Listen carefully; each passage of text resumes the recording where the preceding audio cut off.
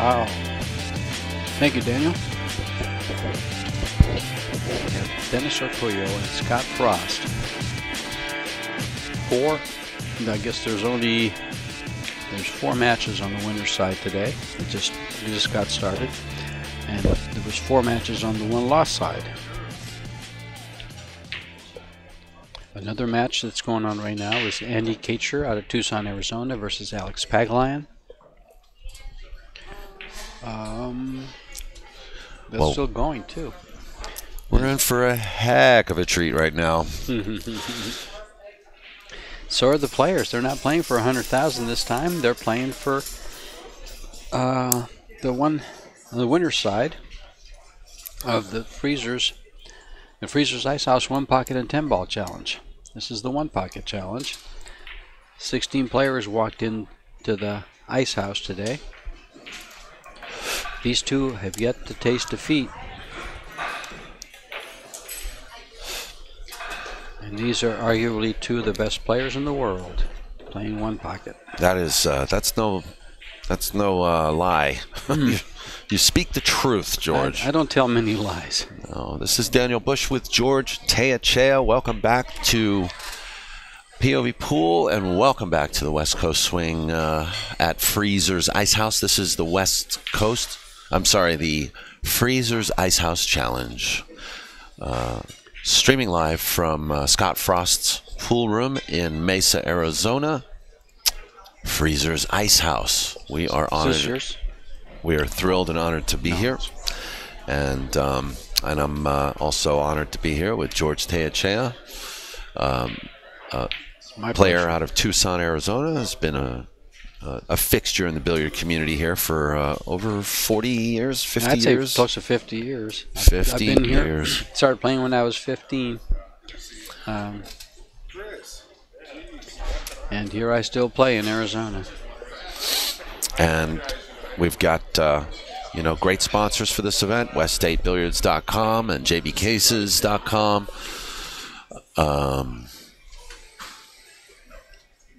Billiards Boulevard on Facebook, Big Time Threads, Eddie Cohen, Ariel Carmelli, Tiger Products, and Kent Davis. And we're just about to get this match started. It's Scott Frost versus. Now this is a winner side match, race to 3, and Scott is he says he's retired. Scott, he says he is retired. Scott. He works hard, folks. He works real hard. But I'm having fun. Scott's having a ball. He played a great match there with Derek Pogurski yesterday. It was a firecracker, awesome. That's for sure. And I'm just happy to be here. I'm happy my team let me play. Excited about that. That's true. That's true. It takes a lot of people to put this place together, and they put out all the stops here. Thanks, to thank you very much, Scott Frost. I don't know how he does it, man. He's running around. Huh? Ready? Yes, we're ready to go. Here's the lag between for the break. Dennis and Scott. And, here we go. Like I was saying, it's hard to play these tournaments and to also be a part of it in on the back end. It's good lag here. Well, Scott wins the lag, which means that if this goes hill, he will have the last break. So that's how important that lag is. Yes, it is. And plus, important. you want to start off breaking.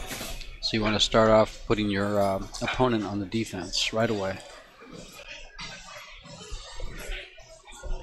The break arguably is worth anywhere from 1 to 1.5 balls if they broke them. At this level, maybe not so much, but maybe worth a half a ball. But as you get down the ladder, a good break can be worth quite a bit.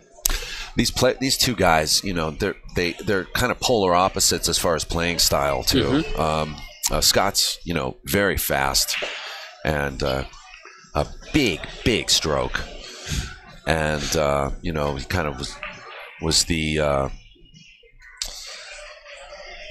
I don't want to say founder, but he conceived the term Power One Pocket. Well, he's got 2 DVDs out that are Power One Pocket. Yeah, produced by Lenny Marshall. Mm-hmm. of On the Rail TV, which you can actually watch online on Vimeo, Glennie Marshall's Vimeo channel. Power 1 Pocket 1 and 2. Now you got Dennis here, who is one of the most deliberate players that I've ever seen in the industry, and a lot of people say he's still learning the game of 1 pocket, but for a guy who might be just still learning the game, he has played and beat the best of them. And I think by learning the game, what they mean is that the little nuances, the little trap shots, things like that. Yeah. He gets more familiar with them as every day goes by. That's true. His shooting capabilities are beyond compare, or they're the top of the line. It doesn't get any better than what he does. Everything he executes with precision. Precision. I can never say that word right.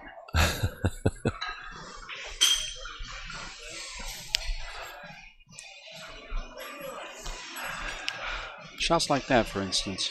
In fact, if you guys were watching Scott warm up, he played several shots like that in a row to get the speed right, because it's so important when you're leaving balls down on the bottom part of the table to leave them up against balls, because if you don't hook them, sometimes you give up a bank that can turn the game around. It'll cost you games.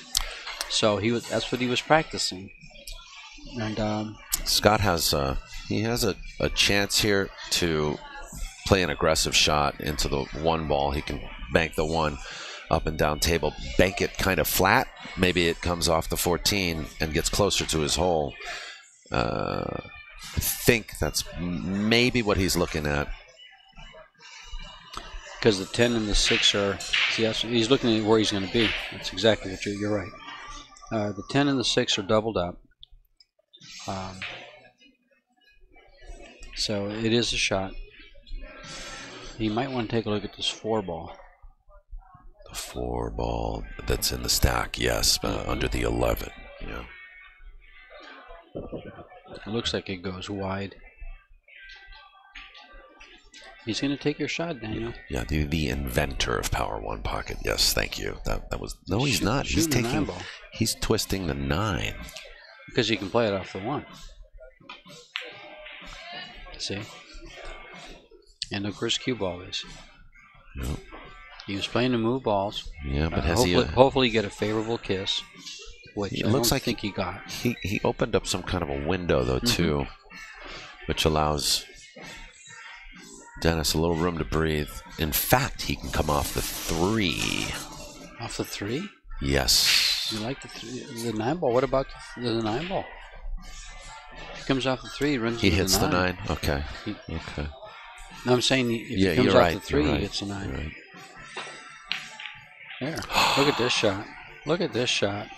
Hi, Dennis. That's what he's doing is playing a perfect shot on taking the ball out into balls, and then got a favorable roll to make the ball. He really did. If the 12 banks, which it doesn't because the 14 has it, but he could bank underneath it. It's a good shot. But all depends where the cue ball, what he can do with the cue ball. So he's not even looking at the 12. Never mind, he is. He is. That's the first thing I saw. But it all depends what he can do with his ball. I was thinking he was banking the ball. I forgot he was straight in. Yeah, no, he's looking at his pocket, George. I'd see that now. It's okay. I'm a little rusty in the morning too. Still morning for me, really, if you think about it. What a shot he just put on Scott to make that 2 ball off that. That was taking that ball from the side. And when this guy gets loose, either one of these players, they just run balls. If they're available, they'll run the balls. If they're not, they'll develop the balls and they'll get more shots. And we've got a nice crowd watching these 2 gentlemen play.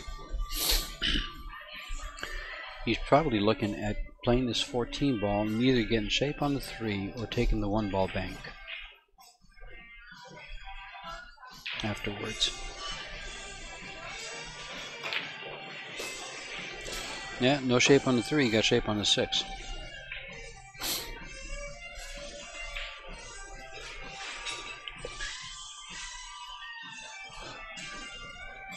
He's definitely off and running very early. He's got 5 balls already. 5. He's got 4 balls. That's the 5th. He's coming up for the 10. For the 10. Now he'll probably come over for the 3 ball next. It's hard to predict what these guys might do with shots like this because they see so much. They have such great firepower and total confidence in what they're shooting. Yeah, his shot percentage is so high. And now he goes into the stack and opens them up, and he should be able to finish off the rack.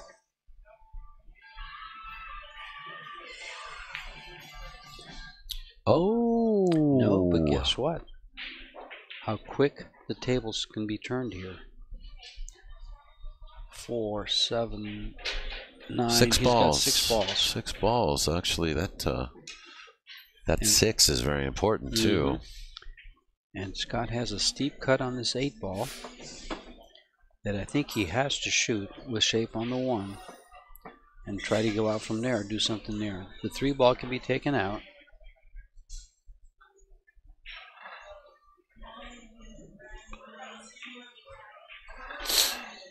Nice shot. A little bit hard, I think. It's going to keep coming. It's going to keep coming too far. Yeah. Oh, and now he can still play it, I think. Oh, okay. He can still play this. I thought he rolled past it where he couldn't do this. That's the shot I was looking for. Sorry, guys. I was looking for another camera angle for you. Nice shot, Scott. Good recovery. And he could have gotten a little nibble. A little nibble would have really helped. Might have opened up the ball.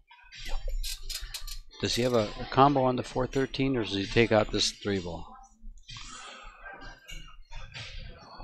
Well, you know, the caliber of these players, the 413 is there, and it's not impossible. In fact, he doesn't like it. No, but it's a little off. So he's going to have to shoot it, not just make it. By shoot it, I mean he has to hit it in the right spot to be able to make the combo. And if he shoots the combo, good things can happen too. It comes into the 11 maybe. The one thing about shooting this combo is it will not win him the game, but it can lose him the game. Good point, George.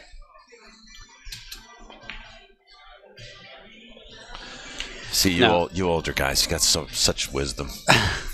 Well, that's one. It's risk reward. I'm just playing around. I didn't mean to say that. You can call me old. It's okay.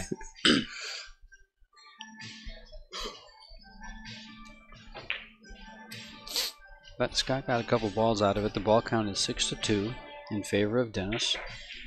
Leaves 7 balls on the table.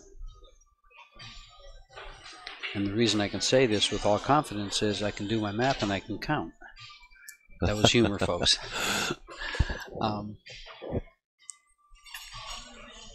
He's in a tough place here. He's against a rail, which is where you want to leave your opponent when you're playing one pocket. Put that cue ball on the rail every time. You're not going to be shooting it yourself. It means so much. He's left the bank on the 11. He wanted to bring that back to the bottom rail.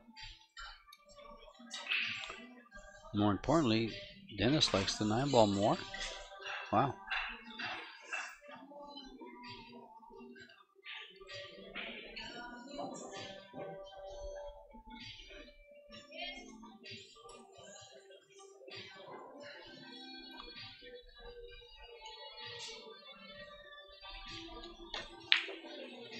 Nope.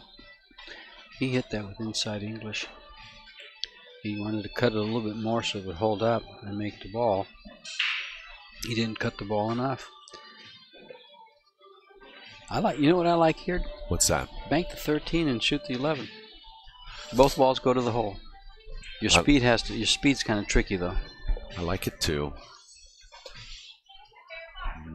The only bad thing that could happen is a double kiss into the 13 somewhere. And right, that is a risk. I don't see him scratching in off the 11. But No. But you're right, the double kiss is big there. Well, we're going to get to see it. He might be doing it. No, he's not. He's shooting straight at the 11. Yeah, you're right. The reason I can say straight at the 11 is I was right down his aiming point. I mean, like I said, his cue stick was straight down the line.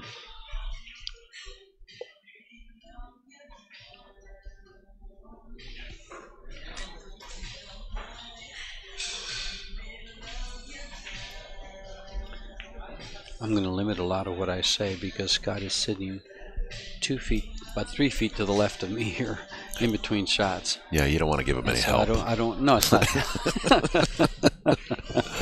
It wasn't help that I had in mind. I don't want him to sit there and start thinking, "This guy's nuts. What's he talking about?" Yeah. You know, and because that's distracting. Yes. So I'll speak when he's like where he is now on the other side of the table. And when he's right next to me, I'll kind of be quiet and let Daniel do the talking. Now, there's a reason why they call him the freezer, and that's this is precisely it. You're seeing how Freezes the cue ball. Yeah, how well Scott controls the cue ball. Always keeps his opponent tight to the rail, freezing to the rail, preferably, which is why he got his name. And you see why he does that so well. You saw at the very beginning, his only warm-up shots were not making balls, were not banking balls.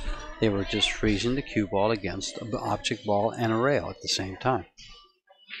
And once he gets that, he wants to make sure he has that speed down when he comes to the table. Oh, now see, he's given up a shot To the 13, but he hasn't.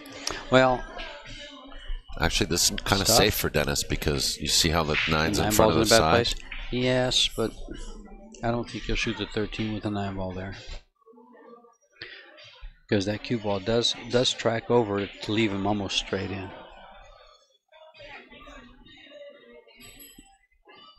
You probably just make this and go all the way down.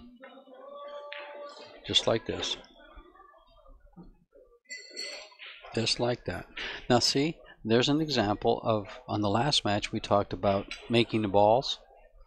And he made a ball, but he snookered it. And I like doing this. The other two players that were playing previously did not like this at all.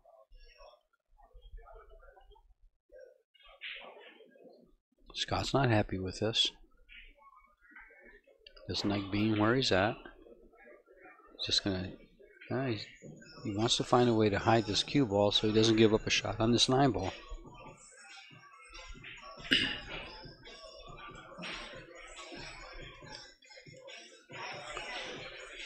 So now it looks like Is he looking at kicking? No, he might be looking at coming off the 3 being down there, or he might be looking at coming off the 11 ball, which is against the ball against the rail, and coming down there. Can't really tell which way he's looking at this.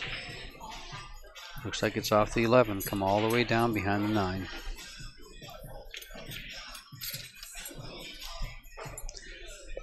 I don't know if Dennis will shoot this or not. This is what you call bait, folks.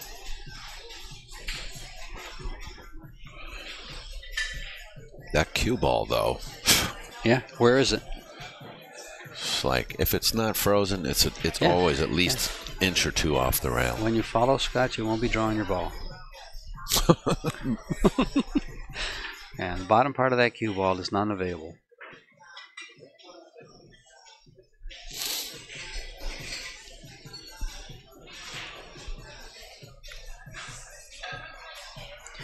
You know what shot he has here is to kick that 3 ball into the side rail towards the pocket and the kick and stick up on top.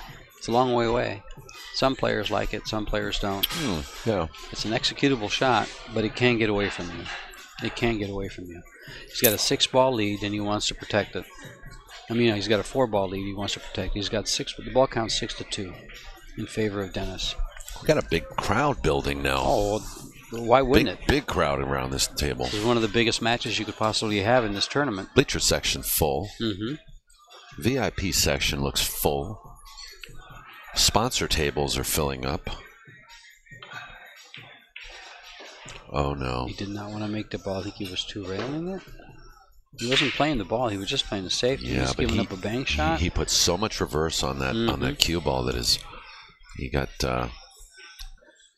caught by some deflection, I think. Yeah, that was a big ouch.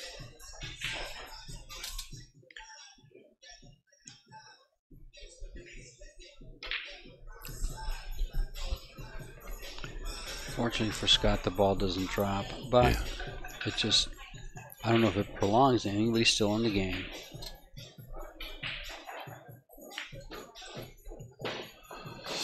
Well, he's bringing up another ball to the table, to the whoa.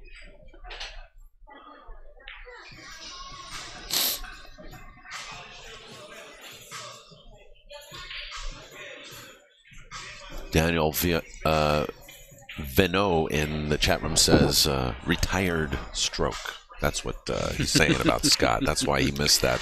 Oh, that's he the didn't retired two-rail stroke. that ball around. Okay.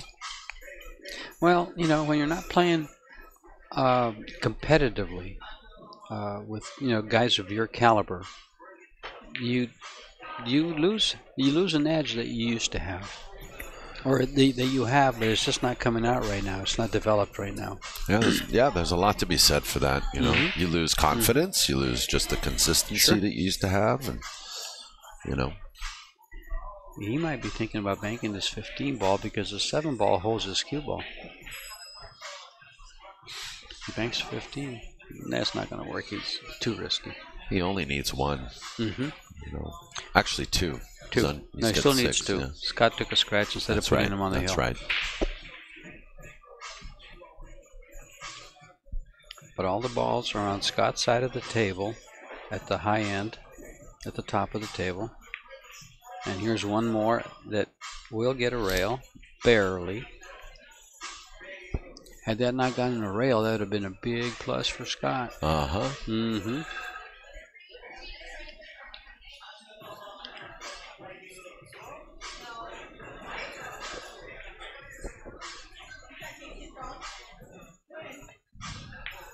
The 9 was available. It's just not going to have enough gas. Well, he's doubled him up on the 3-11. He's left the bank on the 1, but he's left the 9 ball in front of his hole. That stops all that other chit-chat I just made. Rail first. A little ticky shot. How's that? Yeah. That's from your streaming, isn't it? Isn't that a ticky shot? They're watching all my billiards. I was playing that ball before you were born. I'm just teasing. You bring up a good point. 3-cushion billiards was a lot more popular with pool players back in the 50s, 60s, 70s. Well, keep in mind, I was born in 52. I didn't start playing pool till I was 15, but I was raised on the border in Nogales, Arizona, and I used to go across the border to watch a lot of 3-cushion play. Yeah. Not that I can play it, just that I used to watch it.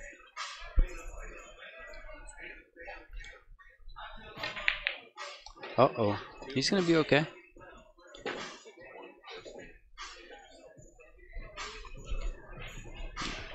Good point. The ball count is 6-1. Does Daniel have the ball count up there? Do you have the ball count on the screen? We do. Okay. I hadn't looked at the screen. Ball count, game count. The game count is 0-0. The ball count 6-1 to Dennis. Yeah, see, what he's looking to do in is banking possibly the 3 ball, but he's thinking the cue ball might run into the 4 and give him a shot on the 15. See what he's shooting here. I can't tell if he's shooting the 3 or the... no, he's not doing that. He's not going to do that. It's so hard to predict what Scott might do, and Dennis for that matter, because of their talent.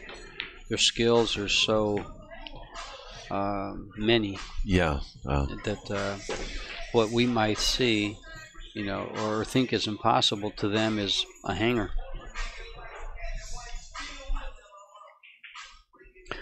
I like shooting the 1 ball right here. I don't think he could see the 1, no? I was looking right down at it. He had a straight shot at it. I don't think so. I think just take the 1 up table. Take everything up table. You got 7, you got 6, your opponent's got 1. It's time to just lay up, play like a lamb. Play like a lamb? Like you said. Well, this lamb that's about to... What's he looking at? He's here? looking at a kick bank. 7 ball spin kick. Now that's an aggressive shot, George.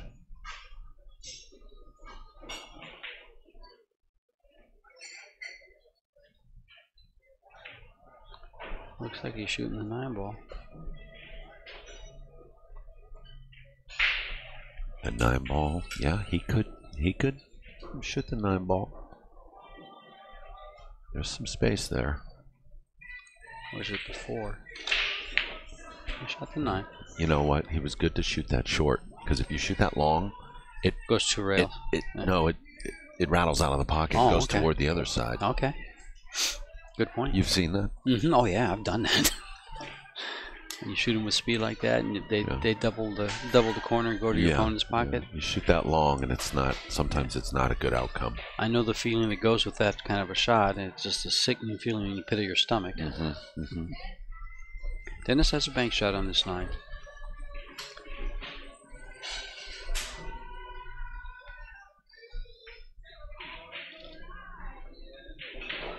He needs 2.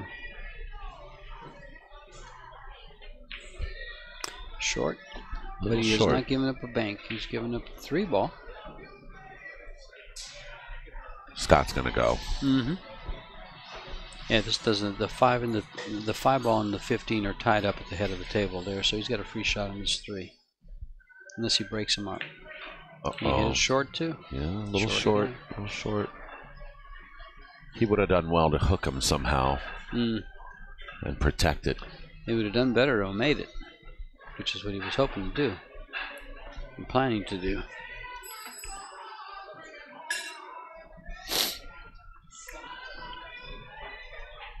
Can he hit this thin enough? Is he cutting it or just taking it out? Another ticky, I think. I like that ticky shot, but I just don't like it on new cloth. Or newer cloth. I like the way he shot that. He shot that actually to keep the 3 below the side pocket. Mm-hmm. What he does there is he takes away Scott's freedom to shoot the 11 bank. Up table game. Yeah. Mm-hmm.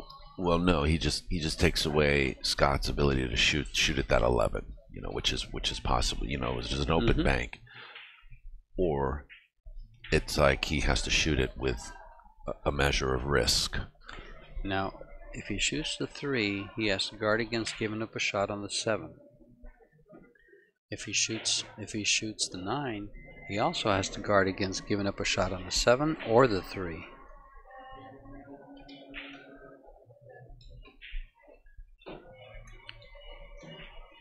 I don't think he gave up a shot on either one.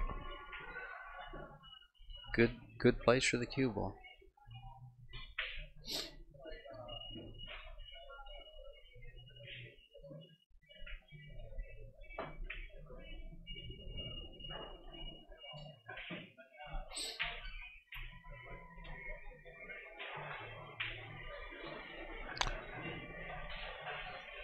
If he wanted. He's looking at every ball on the table because every ball could be a possible shot.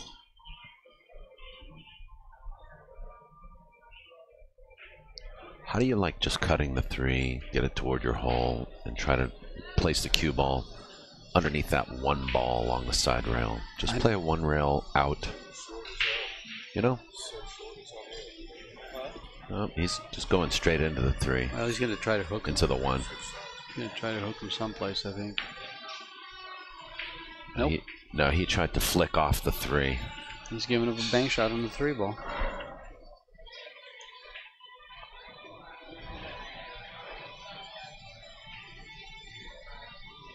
Friday, folks. The 10 ball starts on Friday. That's tomorrow. Be here by 9 a.m. Be here, be there, or be square. It's a 10 a.m. start. Tomorrow will be the final few matches of the One Pocket event here that we've been streaming. Day 2 of this event. The 10 ball will leapfrog over the finals of the One Pocket event. So the one pocket ends tomorrow. 10 ball starts tomorrow. And Dennis is looking at either banking the 7 ball or the 11 ball 2 rails. No, he's looking at taking out these 2 balls.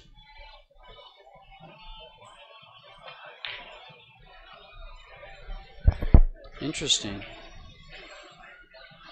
He's got 6 balls. I thought either the 11 or the 15 would be a good aggressive shot and safe shot. But this gives you an idea of how these gentlemen think completely different than most humans like ourselves here. Nice what a great bank. shot. Nice bank. What a great shot. The ball was like about 1.5 inches, maybe 2 inches off the rail, less than 2 inches off the rail, the bottom rail, and he banks it off the side rail, above the pocket and back towards his pocket with English. There's a lot Scott can do from here. He can bank this 9, play position for a 2-railer on the for a 2-railer on the 7.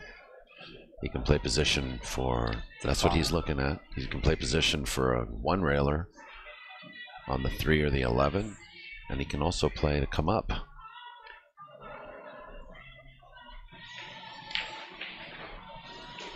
Play like position that. On the 5, yeah, like that.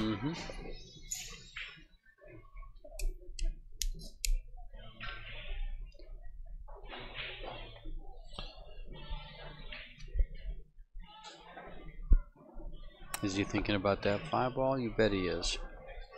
It's probably his next shot. What he's thinking is, what do I shoot next?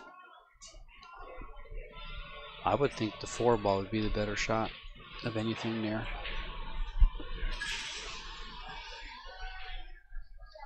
5 with position for the 4, which is right in the middle of the head rail there. Score is now 6-3 on the ball count.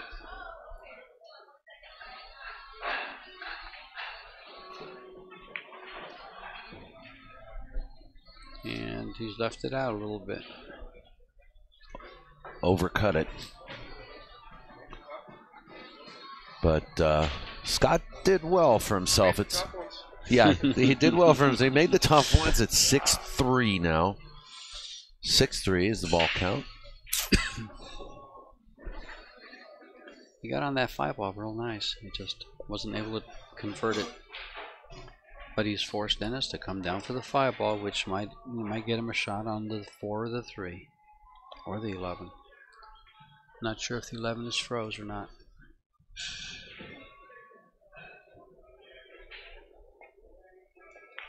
Oh boy, he did not want to hit that like that. You want to hit that ball full, not graze it off to the side and have it come up faster than the object ball, so you leave a shot. This is Scott's 4th ball. Now he's in the game. At 6-4, he's in the game, especially when you have a shot to make the 5th. Yeah.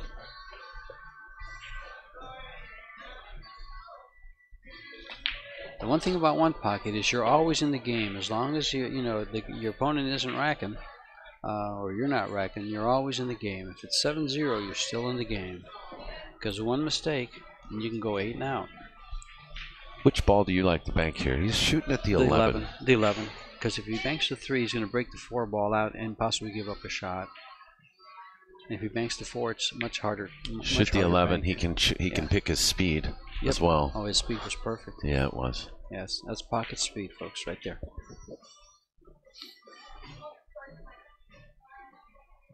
Very well done.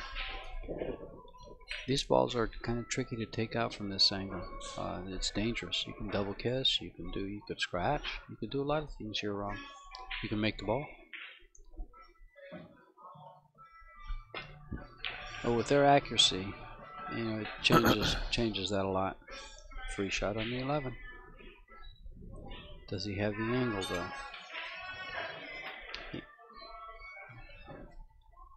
He'd like to roll this ball, but he doesn't want to shoot it because he doesn't have the angle to roll it.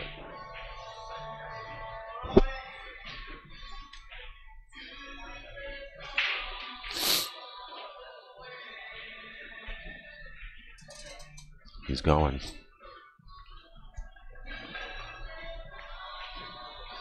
Does the 3 ball go by the 11, Daniel? It does. I think he has to stiff it and reverse it, which makes the shot much harder.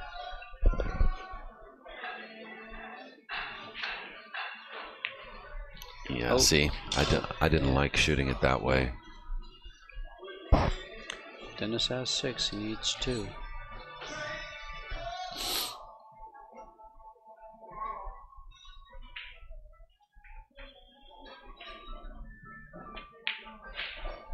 Fumble. Ooh, fumble is right.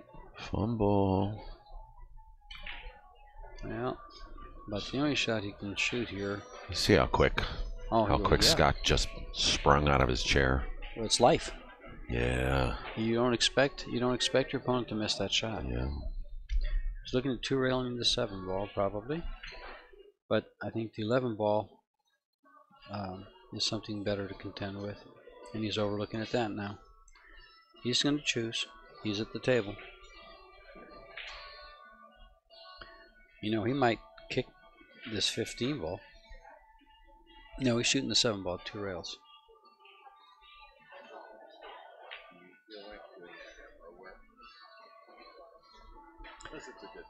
Could he use some speed? He's protected both balls down there by hooking him on the 15, but Dennis could choose to shoot the 15 and then take a bank on one of the either the 7 or the 11. A lot depends on how he wants to shoot this.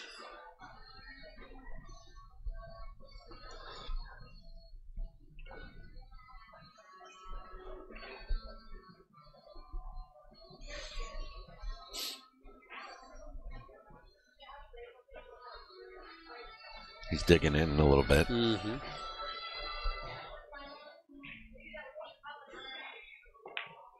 Missed it. No, he didn't. Wow. No. In about 2 weeks, that ball will not go. When that cloth settles in. We should play some later. No, I'm just You think kidding. that was in? What's that? You think that was in? I knew it was I think in. that was new cloth in. I don't think it's old cloth in.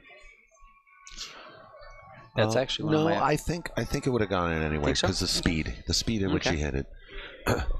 Any harder? I don't think so. I agree. You know, but he hit it in decent speed. Yeah, the speed was good. I just thought it hit 4 inches above the pocket. Yeah. I'm surprised at the way he hit the ball. You know, because he really didn't have a shot afterwards, and really didn't play safe after. Ball. Look at the cue ball, folks. It's on the rail. It's always when Scott leaves the table after his shot, the cue ball is on the rail. Yeah. More times than not. How do you like shooting off the rail every shot? Well, you get good practice at it, that's for sure. Yes, you do. I mean, and you know, there's a reason why Scott is basically 6 for 6 playing Efren Reyes. You know. Oh, yeah. I don't think Efren's ever beat Scott Frost for the money. No, they haven't. I don't believe he has either. You know, maybe when Efren was in his prime. You know, right now, I can't really speak for Efren Reyes. I don't know. Wow, what a shot! But when he was in his prime, there were only a few people that could stand up to Efren Reyes, and Scott's one of them. Well, I've seen, I think, 2 of the last times they played. One was at Colby's Billiards here in Tempe. Yeah. That was for $5,000, and then one was at Casino del Sol. That was the last one. That was the last one they had. Yeah.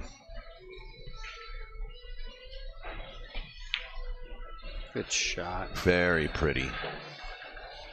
And look at this. Scott's feeling it. He needs them both though. Dennis has 7. I'll tell you what. This is a battle. Yeah, he's probably going to go rail first here.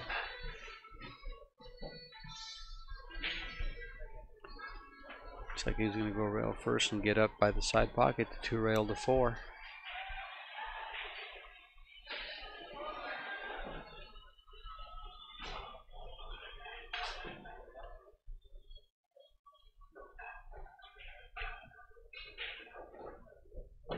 Okay. There's your 2 railer.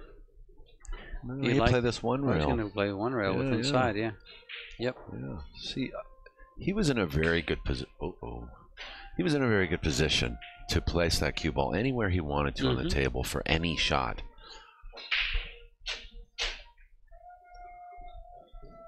Yeah, 1 ball, 1 pocket. Yeah.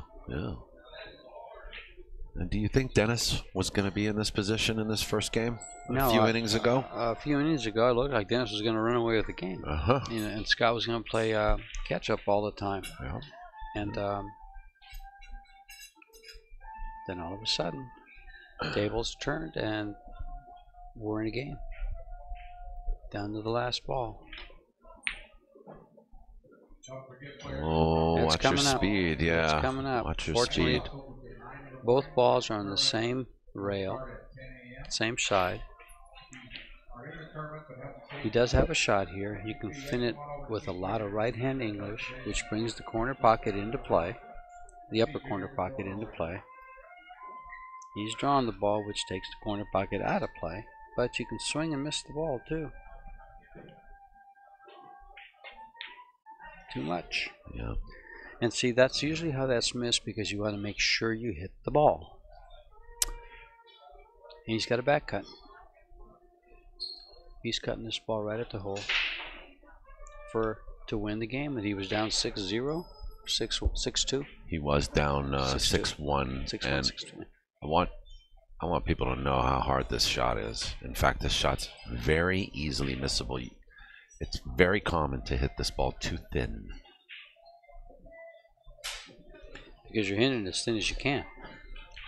Pretty close. Pretty much. Yeah, pretty much. Scott's bearing down. Oh, he's got to. He's got to really look at this, and I think he makes it. Unless he gives us a retired stroke and misses the whole ball, like you just said. Yeah. You said that's exactly what you said. Hit it too thin, and he did.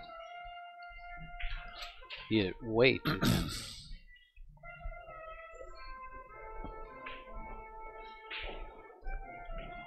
You see how the 9 and the 4 are dead? Huh?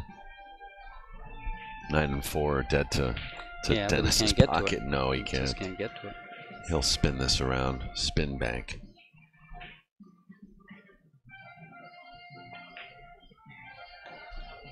Big opportunity for Scott. A little too long, I think. Bounces a little bit. He can see the bottom ball. Yeah. Let's see what he chooses to shoot here. Does he go off the 4? I think he's just going to hit the 4 out of there, 2-rail it out to where he's standing now, and stop in the cue ball right where it's at, where the 4 ball is. Trying to get him on the rail.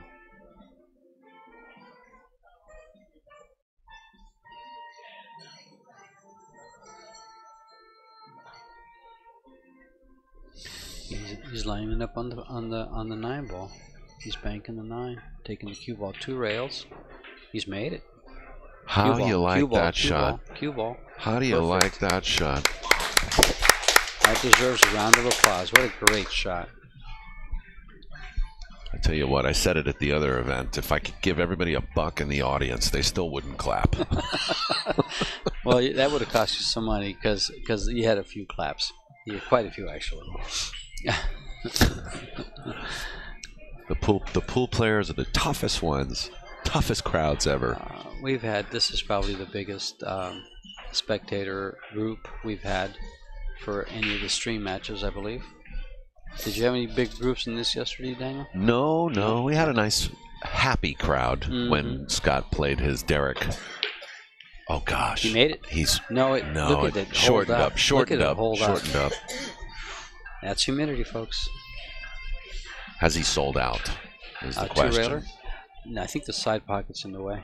I think you can shoot this 2-railer underneath the side pocket. Okay. Yeah, because it might hold up with the humidity. Well, these tables bank short. You see what's happening? I see what's happening. He hit that as good as he could. Speed. And that's where it ended up. The speed. Now see, here's where I think he kicks this out. Well, if this isn't a sweater's delight for game 1 of this race at 3, I don't know what is, buddy. And you have a treat. You might have a few more games like this. Yeah. That's excellent. That's a good shot.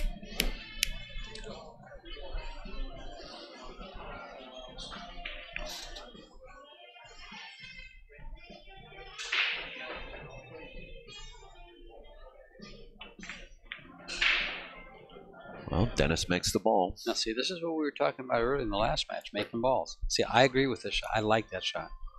Let's see what Scott does with this. I don't like this. You don't? Okay. Because you know what? I go for these. Do you? I do. We are going to play. I do. I go for them. We are going to play, he says. That's what I do with that shot.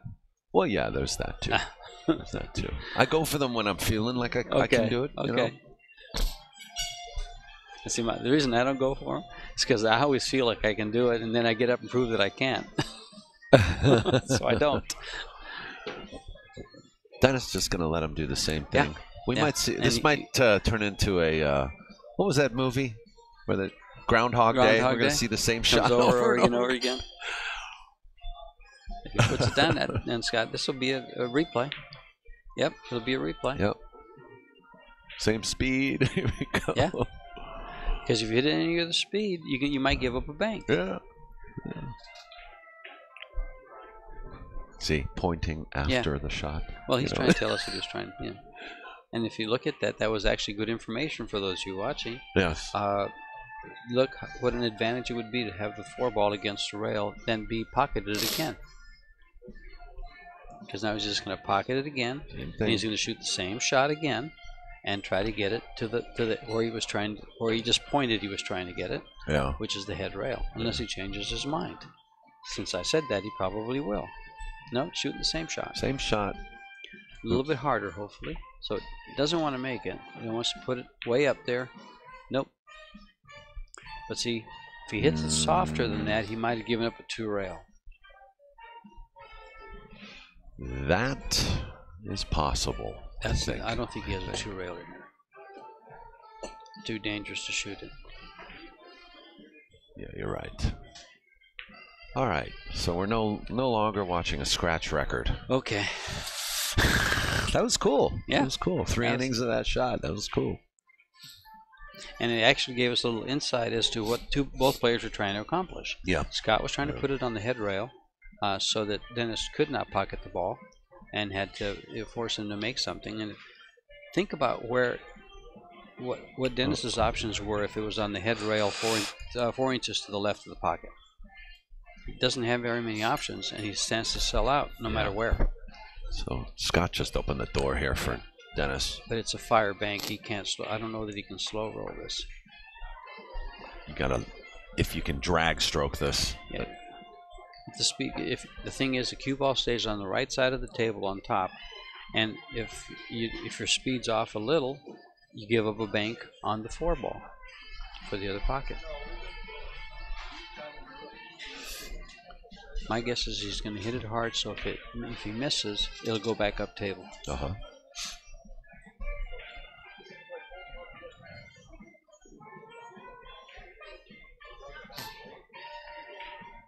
Looks like he's using reverse. Uh-oh, is he going to leave a bank? And there's the bank. Yeah.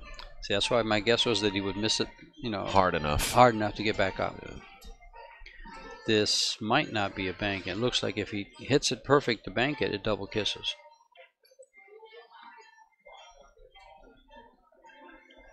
It's not a favorable angle for Scott, though. He doesn't like the angle this is at. I think he's okay. He knows a lot better than I do, though. I'll tell you that right now. Nope. 2 rails. Don't give up a bank. Don't make it to the top rail so I can't scratch. Whenever you're banking balls off that rail, keep in mind the cue ball will track to the pocket. And bank it hard enough to the middle of the table. Mm-hmm. Mm-hmm.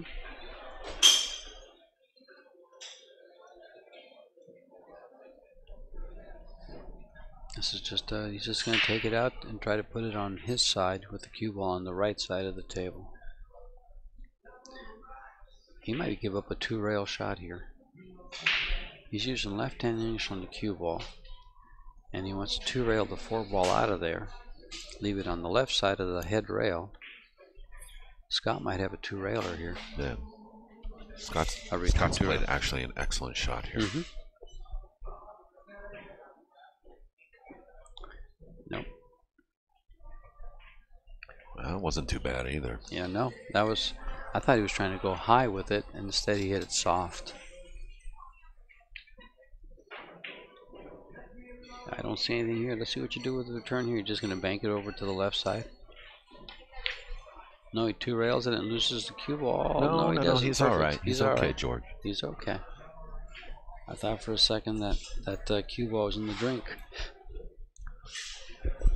You're going to see this a lot.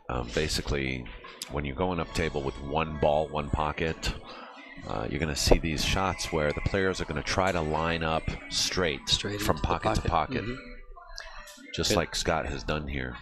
Because it keeps this good double kiss on the cross bank. Yeah, it's froze. Nothing. Left a frozen. Yeah. Looks froze. If it comes off, he has a shot.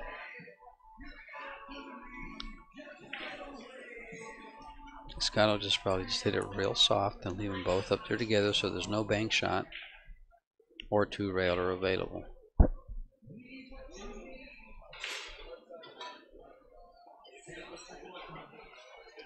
I've seen him kick these. It's too close to the pocket to do it now, but I've seen him shoot this shot hard and two rail the four ball to his pocket. I saw Alex do it once. Yeah. Scott did it to Alex, event. I think. That's what I thought he would do right there. I had a crazy shot in mind, but he couldn't reach it. Okay. You four rail the four all the way around the table, back to where it is. Freeze cue. You were correct. We should play later. No, I was just going to agree with you when you said I have a crazy shot. Yeah, okay. All right. I was just going to agree with you. You do have a crazy shot. Now, see, I don't mind pocketing this ball and leaving the cue ball in the jaws of the pocket. Yeah. Yeah. Oh, he's trying to corner hook him. Tried to corner hook him, too. Trying to corner hook him. He thought he did. He was looking at it.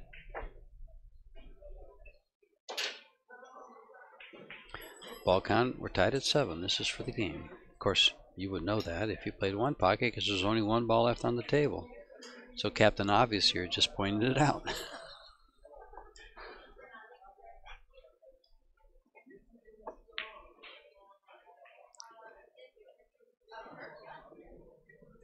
This is a tricky shot.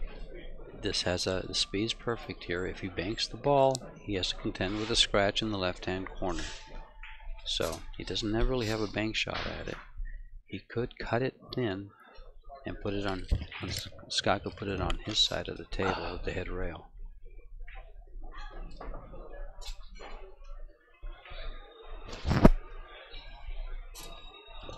Here's where this is why these guys are some of the best players in the world. So he's going to fire it. No, he's not going to fire this. He's going to cut this ball thin to the right and bring the cue ball down to about where the side pocket is, or just past it. You know, that's one thing I like about Scott. He doesn't throw games away. You know, I've seen a lot of players kind of give up. You know, and just fire the ball. Throw games, yeah. Just because they can't think of anything better to do, so I'm going to do this. They're just frustrated. You know, yeah. Oh, okay. You can't think of Yeah. You know, I see that. I see that happen. Scott has a lot of patience, but he's firing at it.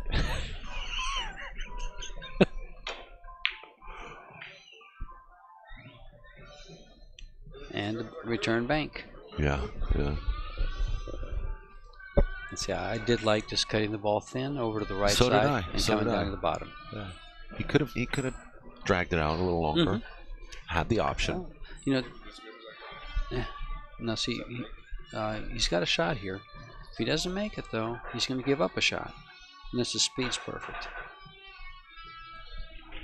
And this is one of the hardest banks on the table, in my opinion. I don't like this shot, and this is why. It's hard. It's a hard shot to read. The angle's not as clear as it is when you only have. Here's that kick shot again. And I think he will shoot this. Yeah, and he'll kick. He'll see there. There's a possible scratch to the corner, but Scott knows what to do. He knows the shot well.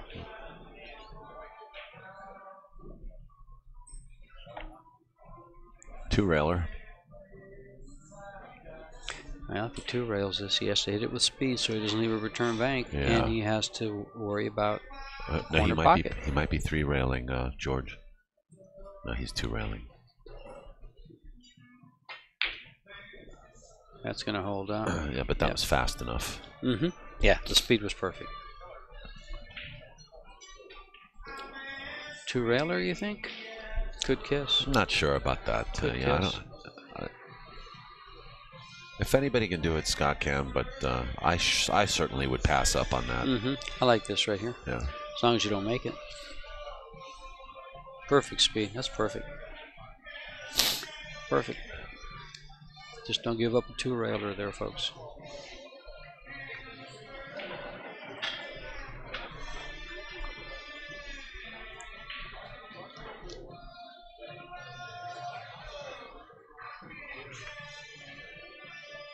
Now here you don't want to make this ball. Because you couldn't hold a cue ball on that side. You could hold a cut shot. Yeah, Right. That was a good shot right there.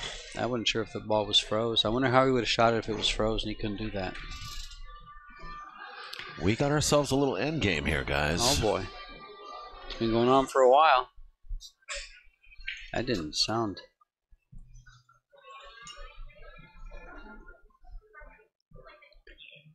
This is a tough shot. I just cut it thin on the right, on the left, excuse me.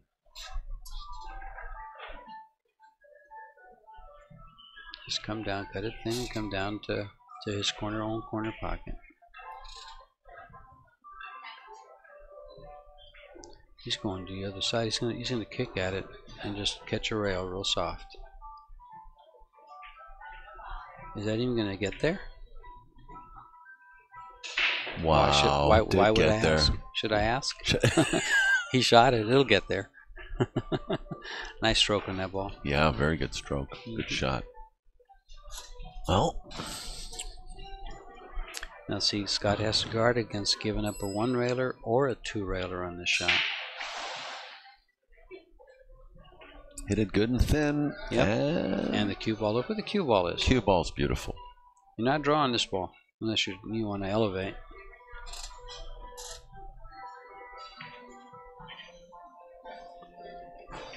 If I'm Dennis, I'm going to cut the ball on the left side and just come down in front of his own pocket. Come down to the left side of the table and cut the 9-ball. Just don't make it. Last picture. Just like that. Just like that. Now Scott has a shot here, but no, he doesn't. Never mind. I don't even want to say it. I was going to say he could 4-rail this. 1, 2. No, I'm sorry. That's the wrong pocket. No, there's no shot. I don't see a shot. He's winding up for something, though. There's something he likes about this. Just the way he's approaching the table. No, he's 3-railer. Ooh. Got a little oohs and ahs. The crowd gets tense. Now Dennis has to take this ball out and not leave it on Scott's side, so he doesn't get a return bank. And that's how you do it. He's giving up a 2-railer. No, there's no 2-railer there really. Cue ball travels down to the corner and could kiss.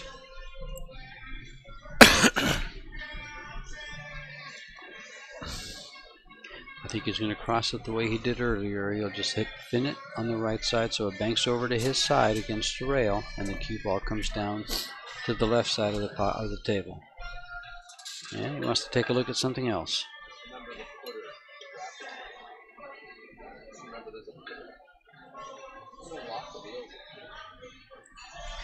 And take a short break.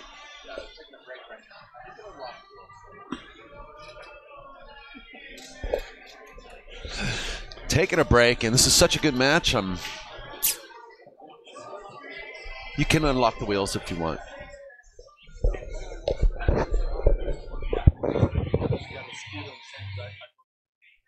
Taking a quick break, so let's take the time to thank West State Billiards, JB Cases, Big Time Threads, and Cohen Cues, Ariel Carmeli Cues, Kent Davis, Tiger Products, Billiards Boulevard, Freezers Icehouse, Aramith, Simona's Cloth, Divini Cues, QB Custom Cues.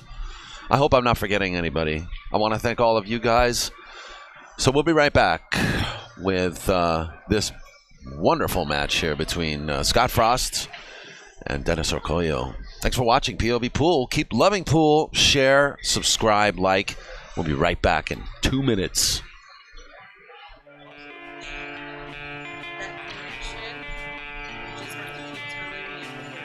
Yeah, I need to give you like a...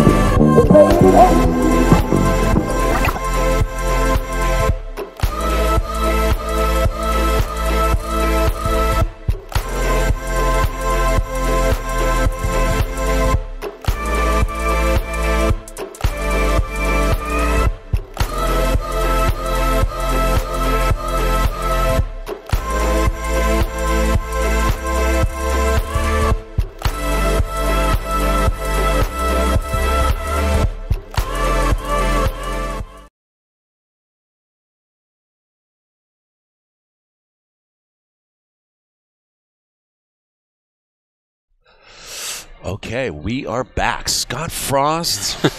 What's so funny? The people running back to their seats.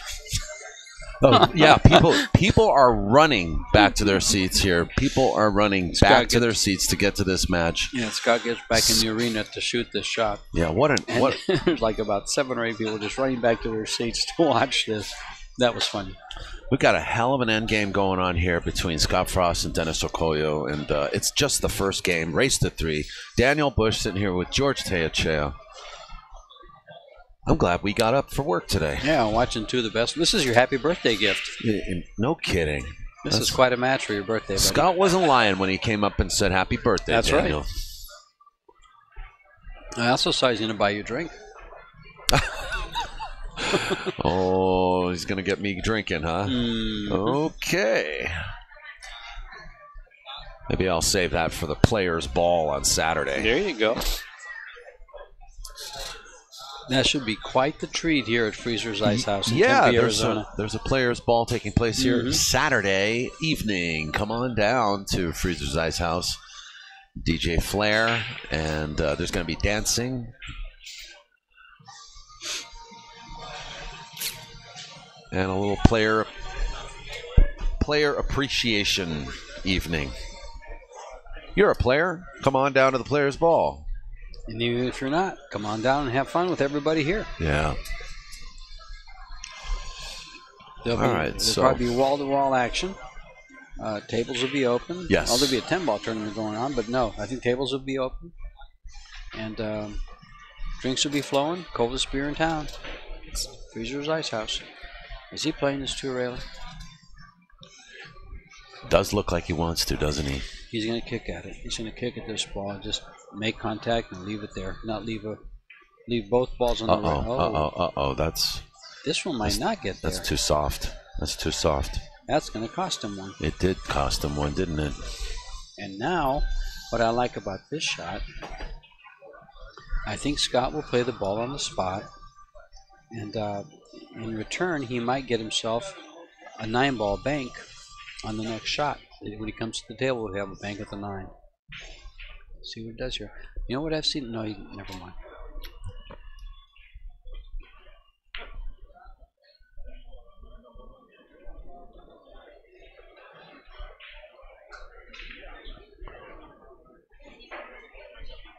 So many times you see a player scratch, and within 1 or 2 shots, they're able to make that ball again somehow, some way.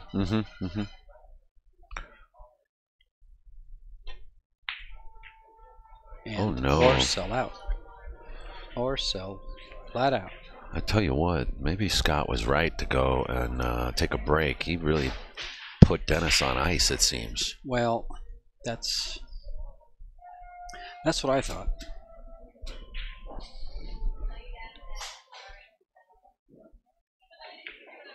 This shot is not free. It doesn't come without consequence. There's no one-railer there. There's a cut shot on the 14. And if you run the cue ball down far enough where you don't give up a cut on the 9, you risk hitting the 9.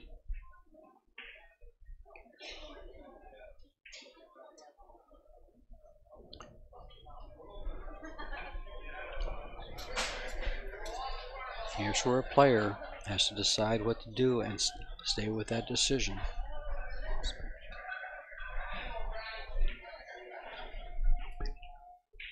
Now see, very few players would do what Scott just did. Most players would try to develop a shot like, okay, I'll shoot the 14, but I'll shoot it this way, and possibly sell out the game. Scott says, no, I'm not going to risk the game on this shot. I have the advantage. He needs them both. I need one. But with 2 balls, I'm more likely to get a shot than with 1 ball on the table. I'll try to leave him where taking 1 ball, or playing 1 ball will give me a shot on the other. Like right here. That 9 ball is perfectly placed. I think you'll just cut the ball and come straight across the table. Nope. He didn't do it. That's going to go in. Yeah, it is. No shot. You like this bank on the 14? No, because it gives up. You can't get the cue ball from selling out the ball in the spot. Unless you fire it.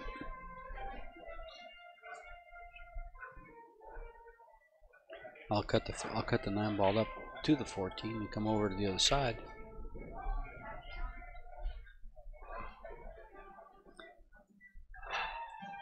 The other shot he does have is a 3-railer on the 9. I think it misses the 14 and goes by clean.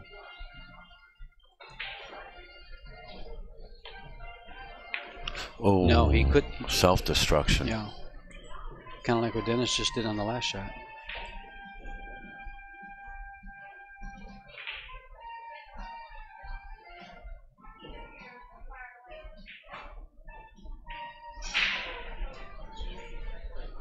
Which shot do you shoot?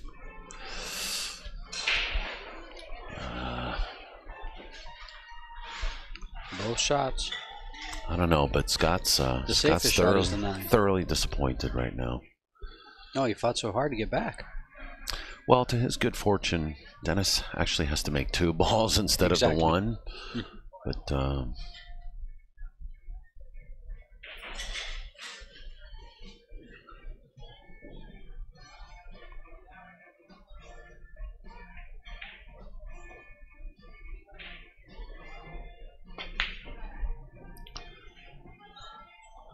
another miss. Yeah, Scott has a cross bank on the 14. Or he can cut the 9 and take out the 14. Scott is wiping his brow right now. He is taking his time to get up because he, first of all, can't believe that Dennis just missed. That should have cost him the game. Had Dennis made that ball, look at his cue ball, he has a shot on the 9. Now he's given up a shot on the 9 or the 14, but it still has to be executed.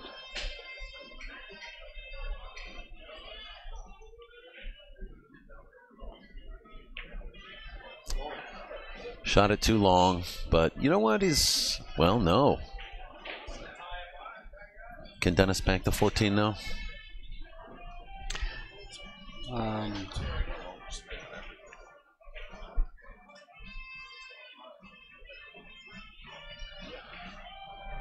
He could if he chose to, but the cue ball's pretty wild here.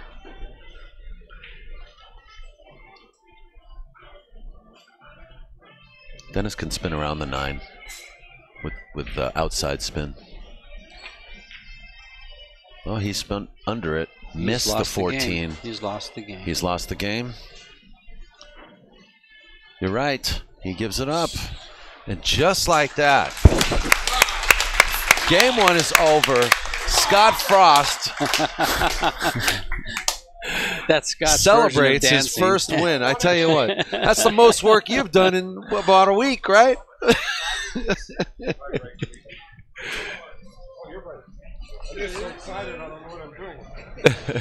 What a game, folks. That was the first game of a race to 3. Shoot. Scott won that. We saw a couple of errors at the end there from both players. Yes, we did. We did. I was going to say errors. Dennis made a couple of errors to lose that, but both players gave each other a shot at the victory of that game. I tell you what, though, you know, a game this long and with that many different scenarios and the end game scenarios, you know, you've got to leave yourself open. There's going to be some errors, you know. A lot of pressure for both players. They both want to perform well, you know, and they actually have. It's kind of like bragging rights. This match, you know. I mean, it is a tournament. Well, for Scott, it's big. You're in my house. Yes, exactly. And for Dennis, I'm in your house. So it's big for both of them. I like playing off the 4 ball here and coming down and leaving the cue ball between the 14 and the 15. There are 2 balls on the right side of the table, on the bottom rail, on the foot rail. I think it lays perfect for that.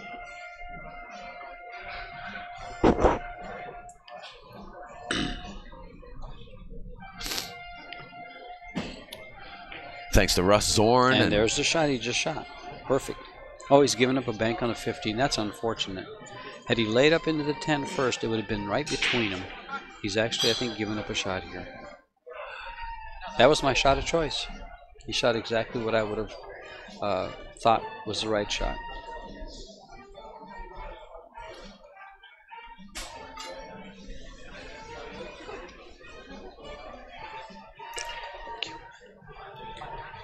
Thank you, darling. I'm good.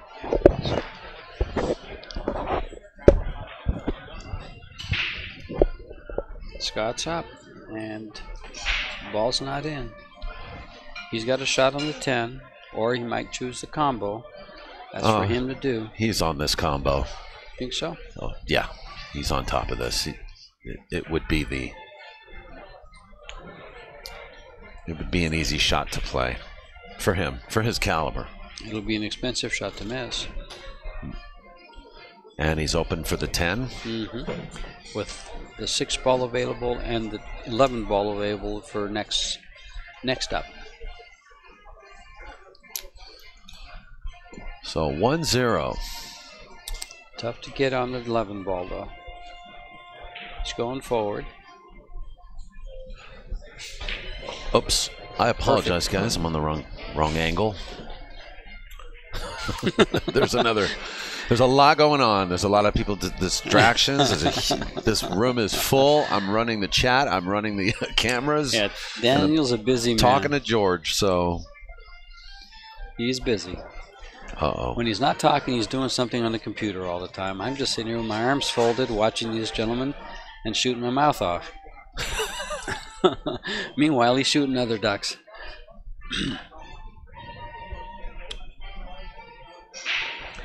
Geraldine's operating camera right now too, so I want to thank Geraldine Thibodeau for sitting in, and among the list of duties that she's responsible for, she's taking the time did out. Not get there. He wanted to get up for that 11. He's on 3 balls now, He's and he's going to take this on. He's going to run into the 7 here, isn't he? He's taking it on with that 15 in the hole.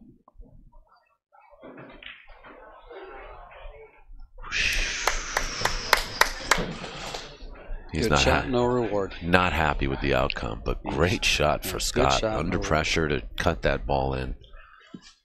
Well, he's got a shot on the 3 if he chooses to shoot it. It's a game winner, and it's also a game loser. And with a 3-ball lead, I think he's going to pocket the 15.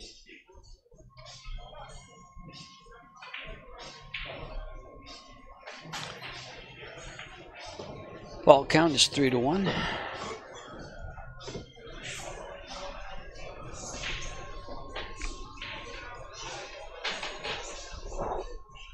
Four to 1. 4-1. Oh, I'm glad I got that wrong.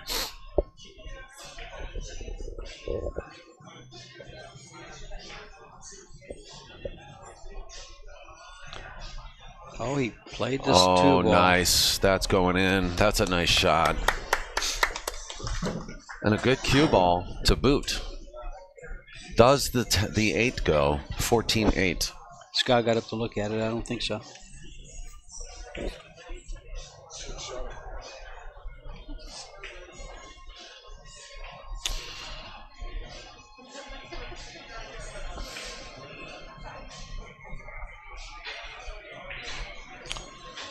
Well, he's stuck in the stack. It kind of would have been better if he didn't make that 2-ball and just hit a little rail. He's got a free bank on the 3. Paulie. Give me a second, George, please. Sure. I just had to stand up because I'm getting a cramp.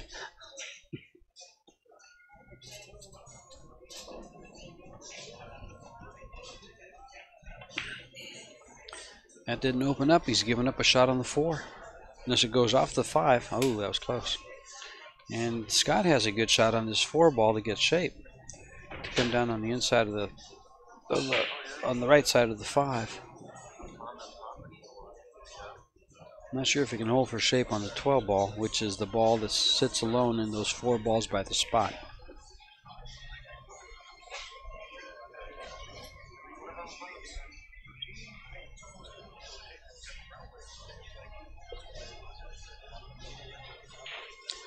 Could also choose to bank the 9-ball into those balls.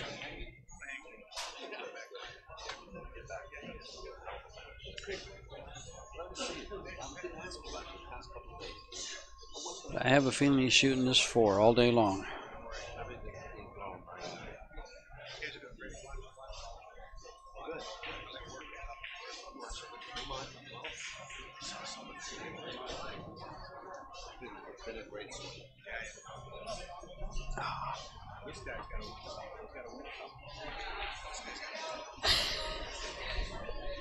I think he's out. He'll beat me later.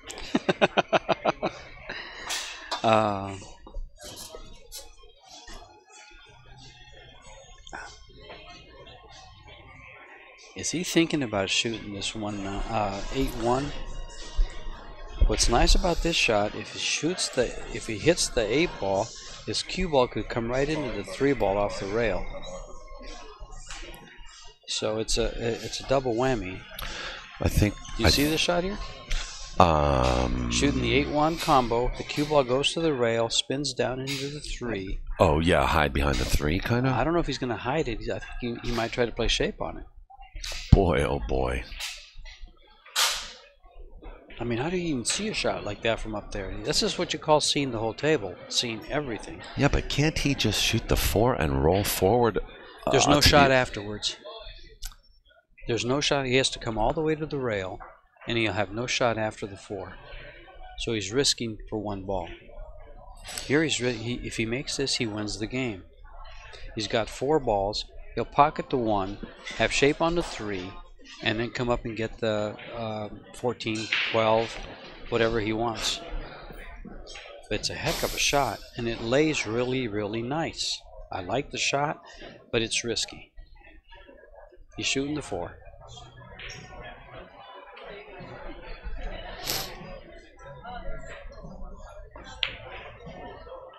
See, there's no shot afterwards.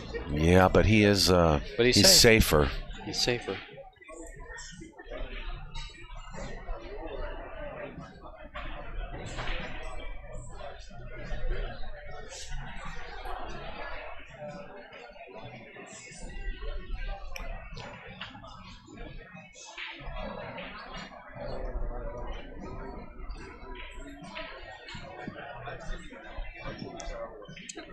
He's going to 3-rail this 8 ball. I like it. And follow the cue ball up to the left-hand corner pocket. 9 ball, excuse me. Going to 3-rail the 9 ball. But you don't know. No, he's not. He's playing the 7. He's not. He's going to look at 4 different shots. He's not playing it yet.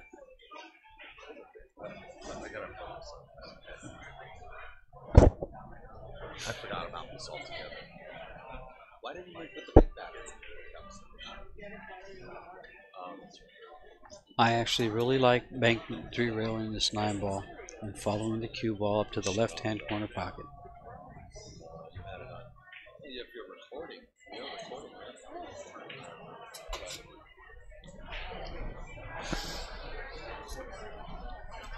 Not sure what he's looking at there. He must be looking at a combo with a 14-12. I can't tell what there is there. Well, Dennis is trying. He's got to keep strength to his hole. He's got strength to his hole with a 9-5-3. Yeah. And the 4. If he opens up those 4 balls, it'll give Scott a little bit. You know what? Edge. You know what? I think what it is that Scott spent so long contemplating playing that shot that Dennis wants to figure out a way to break it out now and take the shot away from him. Mm-hmm. So he's thinking about shooting into it, well, just for that purpose. But this isn't a bad shot either if he can just protect the 3 ball with the stack. Well, see, I think the reason Scott even contemplated shooting the 8-3 was that he could get the 8-1. Get the 8-1. I'm sorry. He could get on the 3 and spin down to it. Yeah. That would win him the game. Yeah. So he really looked at it for those reasons. From another angle, he doesn't have the same shot. I don't know if he's shooting this combo bank. I can't see how much of the ball you can hit. How do you hit that, George? What a shot. And covered. Mm-hmm. You can go off the 3, you can go off the 3, can't you? Yeah, he can, but I mean, and then what? The Still has 14's the ball available? Count. He still has the ball count. No, the 14 doesn't bang from there. He goes off the 3. It depends. I think he has to go off the 3 and just make the 12. Well, he can play off the 9 as well. Then he protects the 14. Then he protects the 14. I like that, but he has to be much more accurate. Oh, boy. Okay. Now see, with coming off the rail, he doesn't give up a bank. No, but if he would have hit that softer, or if he didn't come off the rail, that 14 would have been available for bankable. That's why he's Scott Frost. Because he foresaw that. See? Yeah, he did. The psychic, Yeah. the psychic freezer.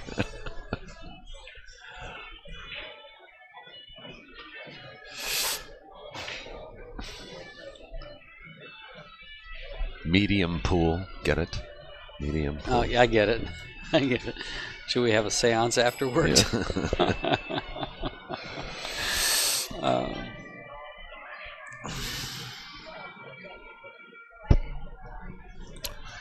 So we're back now with Geraldine. She's on camera again with us. Are you showing the viewing audience her camera work? Yeah, yep. When we can, you know, it's Good.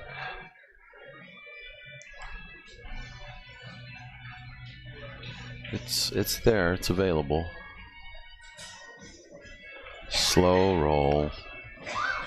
I really can't believe that he actually played total, complete safe there. Nothing offensive. Nothing offensive.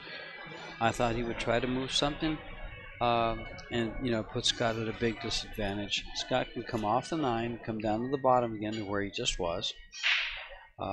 He can come off the 4.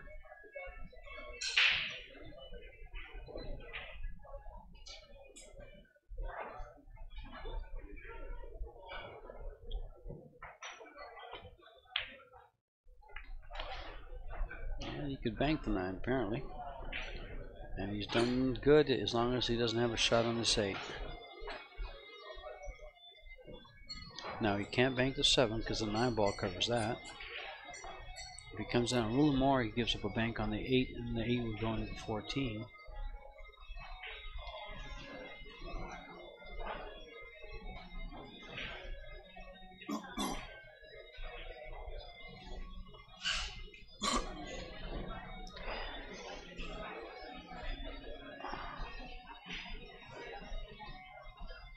Can't tell what he can see on the 8.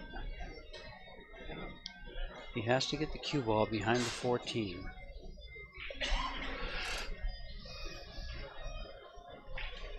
It's about the only really safe spot on the table.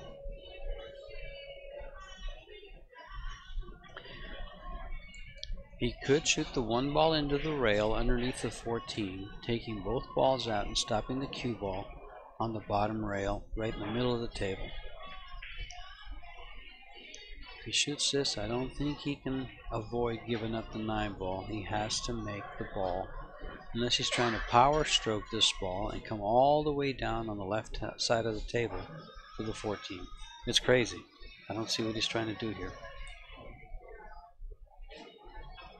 He doesn't seem to have the angle to do that. Wow, what he just looked at.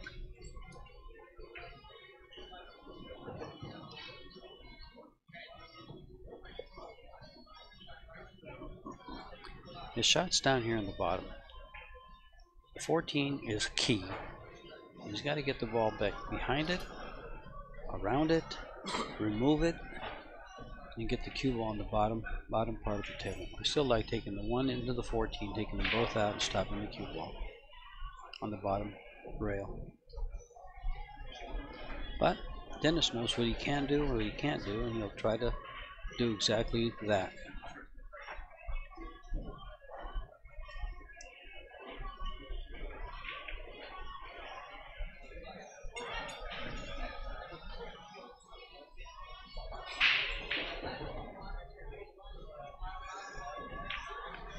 Oh, he could see this ball the whole time. Well, I don't know what took him so long to decide to do that. It's the right shot. I didn't think he could see the ball to bank it into the 14. Great shot. I think he toys with the audience. And his player, and his opponent. I mean, when he was getting ready to shoot that 7 ball, what appeared to be getting ready to shoot that 7 ball, Scott just rolled his eyes. as did I, thinking, what on earth is he going to do here?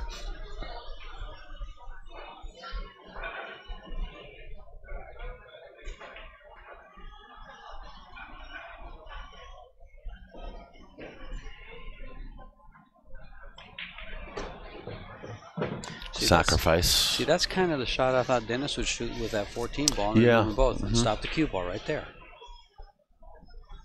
But no, you could see that bank the whole time.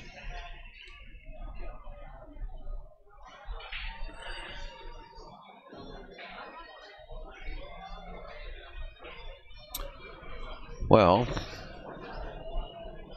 can't really play off the 9 without digging in. I mean, he might be able to dig in. Yeah, he's got to get it up. And then get the cue ball up and down. Wow. That's one of the things about Scott. When he puts you in a place, sometimes it's so hard to figure out what you need to do. Yeah, he's doubling up. He's doubling them up for protecting the 3 ball and the 5 ball. He's done well here, I think. Actually, though, think about this. You think he can bank the 1 into the 8? Yes, and it looks like he's lined up straight for it and follow the cue ball behind the 3. That's what he's looking at now. He's reading your mind, Daniel. He's absolutely reading your mind. Yeah, I think that shot is on, and he's going to play a great cue ball because the 3 ball will stay there. Everything stays there. He's got to go right between them. He's got to maneuver his way right through the 5 and the 3 with both the cue ball and the 1 ball.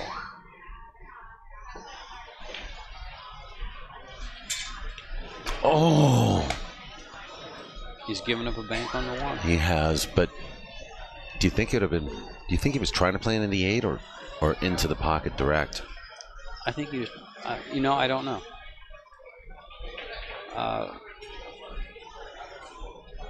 don't think he had room to bank it into the pocket directly. I think he was going off the 8 or into the 8, one or the other. Only he can answer that question.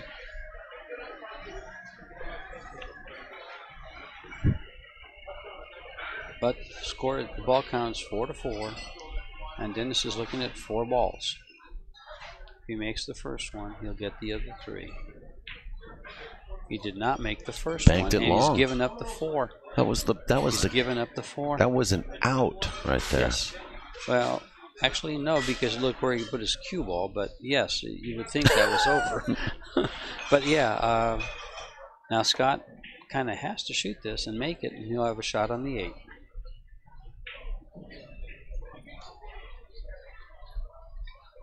This is not an easy shot, and he still has there's a strong possibility he can sell out and give up the game. Any error by either player at this point can cost him the game. Scott really wants this. It puts him 2 games ahead, and he's breaking. Yeah, there's some pressure here. I didn't order it. He's made the ball. He's got shape on the 5. He does. He should get shape on the 3 and the 8, and that's the 4 balls he needs to win this game and take a 2-0 lead. But it's not over. He still has to execute the plan.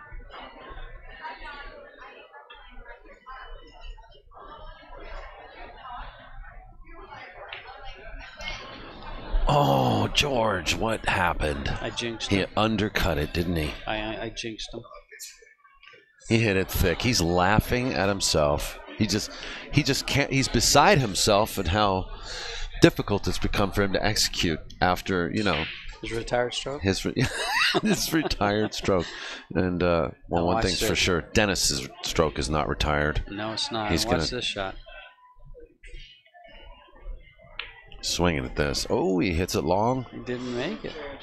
This is exactly when your opponent usually steps up to the plate and hits a home run. And punishes. Yeah, exactly. Yeah. Justice always seems to work, I don't want to say against you, but when you have an opportunity like what Scott just had, invariably your opponent comes up and just punishes you for it.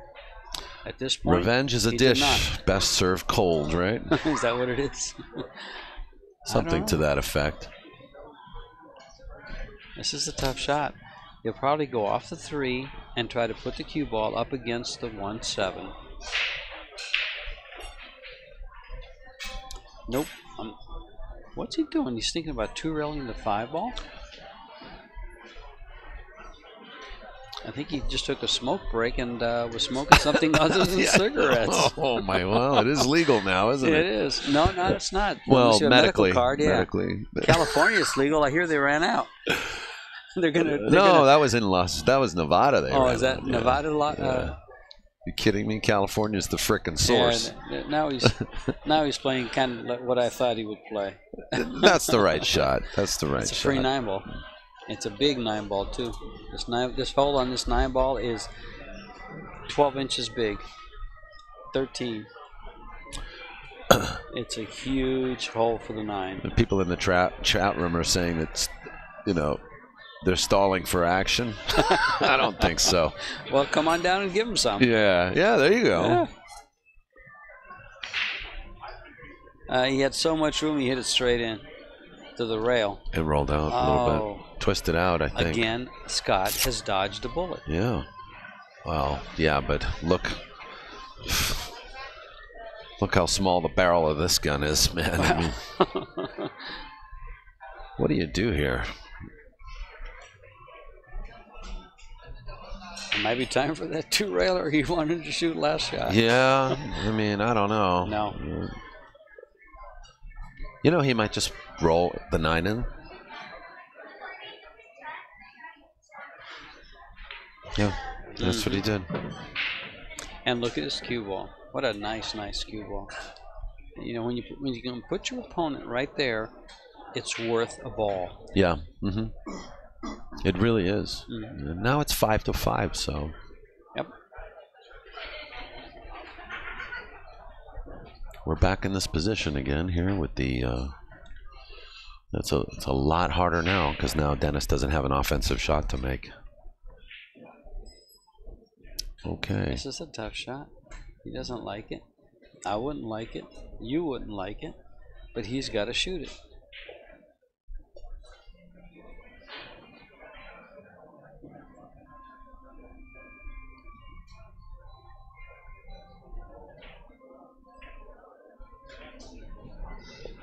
You know what I like here, Daniel? What's that, George? It's going off the 7 ball to the side rail and going 2 rails behind the 5. I like that too, but I think the angle's a little cute off the 7. Is it? But what he can do is just roll up on top to the other corner pocket. Just up like that. Yeah. I think Scott will 2-rail the 3 ball and try to end up right trap where him. the Trap him again. right behind him. Yeah. That's a good shot, George. That's a tough shot to execute because he has to use reverse. I think it lays just right. Mm-hmm. Maybe not. He doesn't have to reverse it. He can just stun it a little bit. He can actually hit this hard and follow the ball to the side rail and take both balls out. What do you think of that? Scott, look at the big brain on George. Well, I just looked at that. It's a good shot. Instead of laying it there, take them both out. Yeah. No, he killed it. He liked our shot. Yeah. All right. But being the reckless guy I am, I might have thought about taking them both out. No, I like this. I don't think it wasn't completely reckless. As long as you execute it correctly. And, it gives up a bank, probably.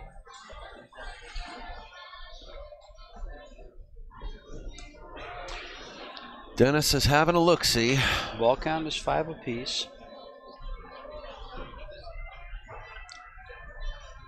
And this is Scott's signature, actually. If you have 2 balls in front of your hole, you're going to find yourself behind those 2 balls most of the time. And instead of an advantage, they're a disadvantage for you. He turns it into a disadvantage.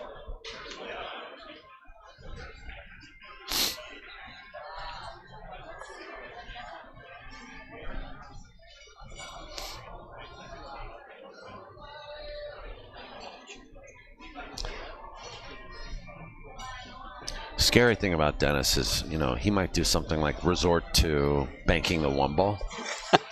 Because I don't think there's a shot on the 5. I don't think you can bank the 1 ball without pushing it. Hit it that hard through there.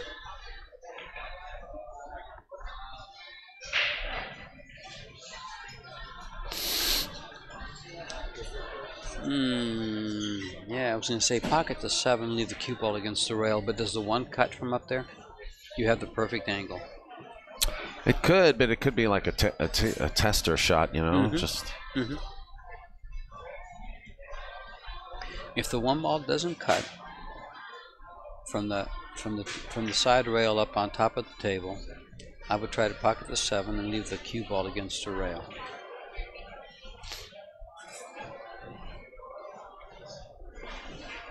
How about kicking into the 1? You like those shots? I like that. The only thing I don't like about that, it leaves a free bank for the 7 because he has to do it with good speed, and he's going to give up a bank on the 7. I'm thinking if he can leave the cue ball up by that second West State Billiards bumper sticker but you there. said kick the 1. Oh, you mean kick underneath the 1. Kick underneath it. I thought you meant kick the side rail and kick it towards his pocket real soft. Kick underneath the 1. See if you can move anything and use the 3 as a blocker. Double up the 3 to whatever goes over there. I never considered that shot. It's not easy to execute those. I mean, I like those underneath shot kicks. What? We just learned a shot. Oh, he 2-railed it out, but he's giving up a shot on the 3. I know that shot, but I didn't I wouldn't have thought he'd shoot it.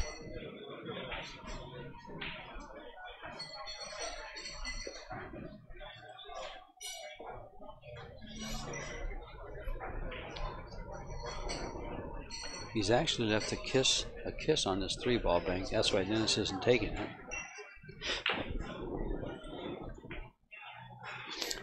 And I don't know. Has he left a shot on the 1 ball? I think he has. I think the shot's there. With no penalty on the 7-5? Yeah. It's tough, huh? It's one of those angles. I would be scared of it. I would be scared of it. You know, you're basically rolling the dice like, can I get the cue ball on top of them, or can I get the cue ball to come in between the 2 balls? And you know, well, he's got to play that with speed. We're going to find out just what he can do with the cue ball.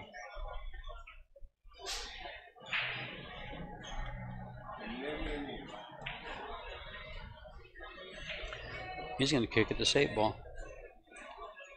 Now, one of the biggest dangers here is leaving a return bank.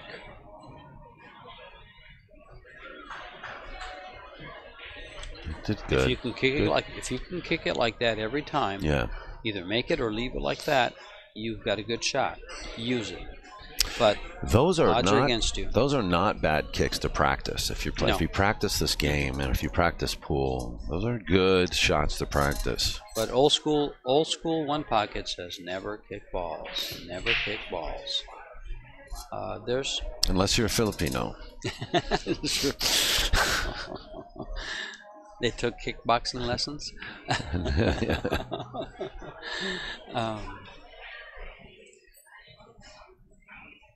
I know players that would kick this shot right here, right in the hole. I make appointments with them to play all the time. Do you really? No, I'm teasing. I'm just teasing. Being a smart aleck. Notice I didn't say smart. That's I said fine. Smart aleck. That's good. Well, you know, you're a seasoned pro. That's why.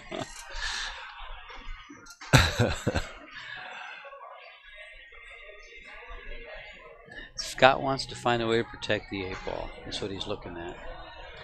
If he can get somehow right up against the 5-3, and he can protect the 8 ball.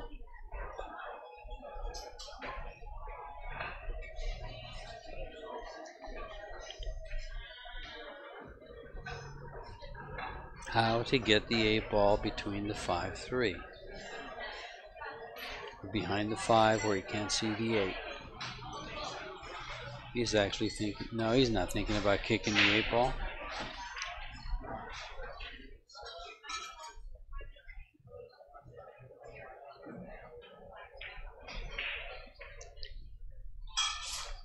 He wanted the cue ball down against the rail, I think.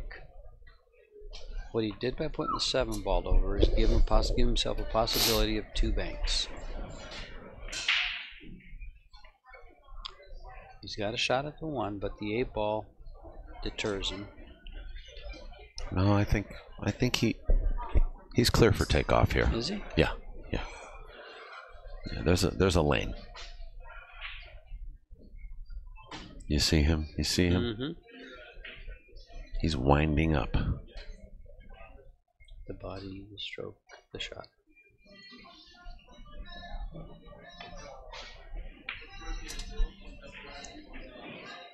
Didn't find the lane, did he? Well, no. He protected the 8. Okay, he protected. That's what I mean. If you can get back there, it's good then. Yeah. However, call me crazy, but can't Dennis combinate the 5-3? And slide the cue ball down beneath the 1? On the 1, yeah. Nice. His cue ball's coming right towards this corner pocket. Yeah, that shot's too high risk. Why play it now? At 5-5, you can't do that.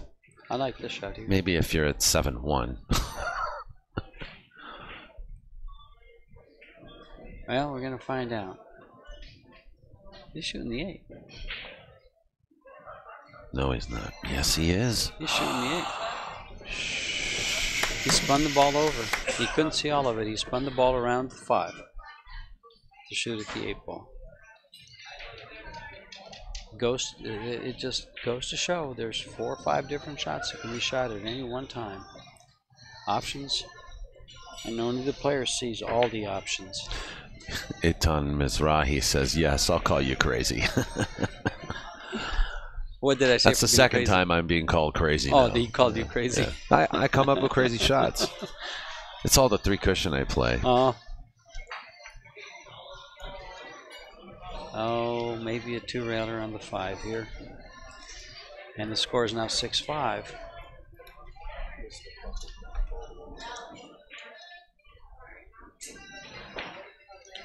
And needs speed.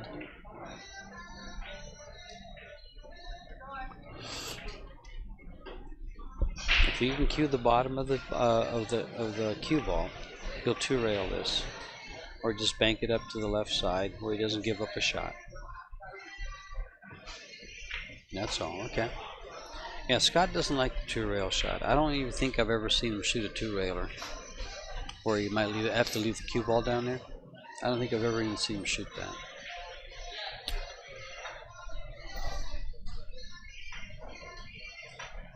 Not a shot that you would call? For him shooting it? No. Yeah. No. I'll shoot that shot when I can draw the cue ball or get the cue ball up table, but not leave the cue ball there.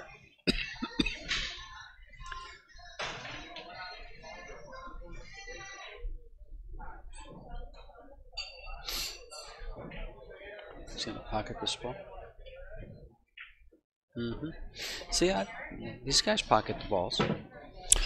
Yeah, they do. I know there's a time and a place, right? Yep.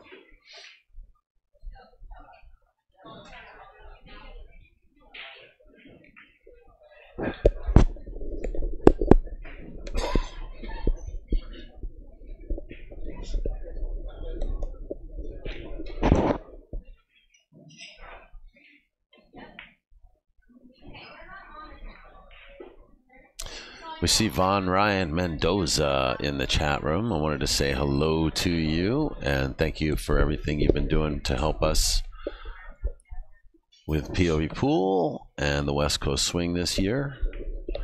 And I would like to remind you guys to check out Billiards Boulevard on Facebook, a closed group on Facebook featuring some of the best classifieds, auctions, and giveaways. Be sure to click on the link in the chat room for Billiards Boulevard and join Billiards Boulevard on Facebook today. You won't be disappointed. Coming up next, we got Chip Compton versus Tony Chohan. from the one-loss side after Josh Roberts defeated Tony Chohan on the winner's side today. How do you like that, guys? I missed it. Tony Chohan lost to Josh Roberts. He's on the one-loss side, and he's going to play Chip Compton next. I really like Josh's game. I've watched him progress in the last few years. He's just come up and come up and come up, and he gets better every time he comes to a pool hall. Well, honestly, I mean, if you take all the matches that Tony's had in the last 2 weeks, this is the first match he's lost against Josh Roberts. Against anybody. Against anybody, that's what I mean. Yeah, right. And he's lost it to Josh. Warren Kianco had him on the hill, 2-0, in a race of 3. Yes, he did. Second match on the stream table here at this event. Scott is not going to like this. He was trying to get that cue ball down to the bottom rail.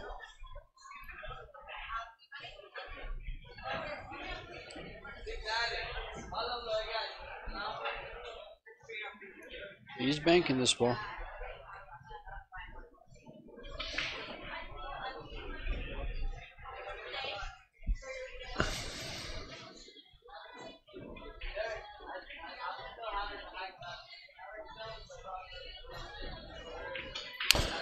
Yeah, Josh cue ball. Big break for Scott. Oh, but this puts him on 7 if he makes it for him. I don't think he has an option, does he? Just got to make it. I think Scott could take this out, and I think he's looking at it right now to see whether or not it comes out. Whether or not he should try to take it out, because I think he can see the whole ball, which means he can see the rail before it. Well, let's weigh his options here. If he makes the ball for him, it puts him on 7. Dennis needs 1. If he tries to take it out and gives up the 7 ball, he loses the game.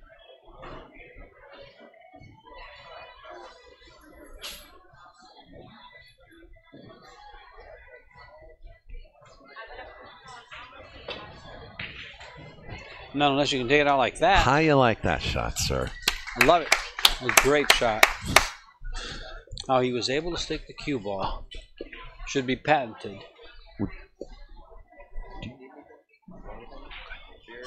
Bloody Mary. Bloody Mary.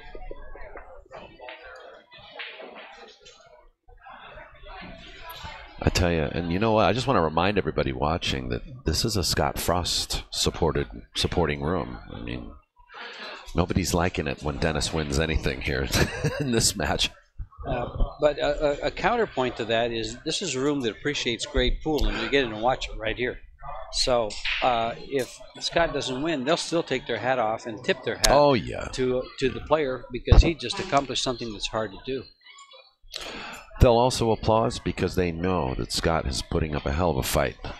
Mm-hmm. And you know what? Something about Scott that it kind of revitalizes the love for the game because he plays those shots. You know those shots? Oh, they keep you coming back, like the one he just hit. The one, like shots like that. Yeah, just like in golf. In golf, your duffer sits there and shoots 60 horrible shots. Yeah. Then he hits one good one, and he's coming back because he hit that one good one. Well, it's a little different here because this guy hits a lot of great shots, but those are the things that make pool what it is. It makes people love inside English 2 rails with a cue ball and spin that ball back. This bank's straight back, George. Yes, that's what I just. Oh, sorry. No, I was shooting a little differently shooting it though. Made it. Yeah. Well.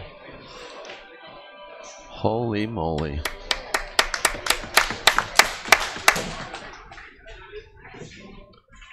Cloth is too new for this shot. Do you ever shoot this shot, Daniel, where you go 4 rails to your pocket? It's a 3-railer to the side, just barely beat the corner, and it banks to down here. Oh, not from that angle, no. Usually if my cue ball was a little higher by the side pocket, I might shoot at it. Yeah, I know the shot you're talking about. That's what I was...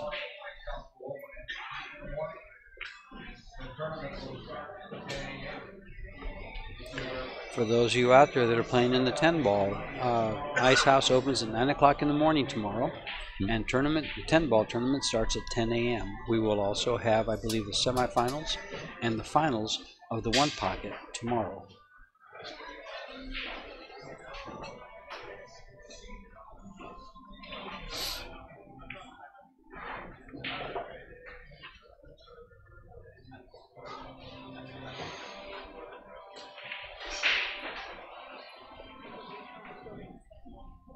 What a match you're watching. The first one went 7-7, and Scott got that.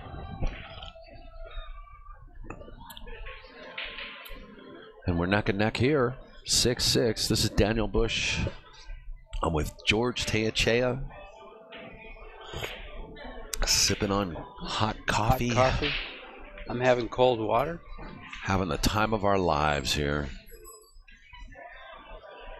One of the enjoying Daniel's birthday, watching Scott Frost and Dennis ORCOLLO. Yep.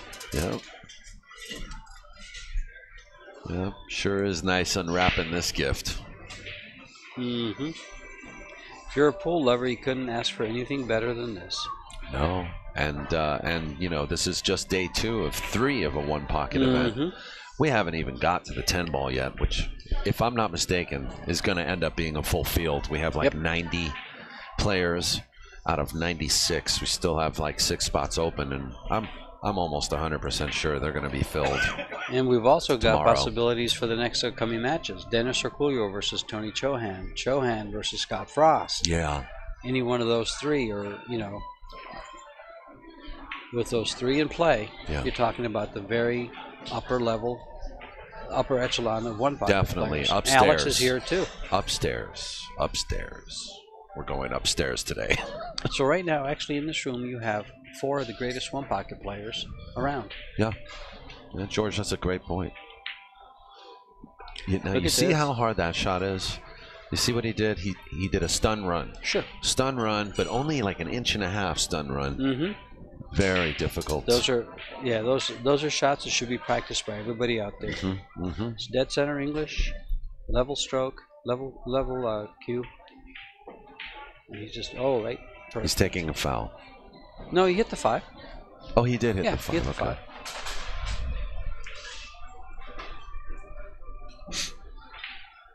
Dennis, can you get up there and just hit the 3 by going rail first?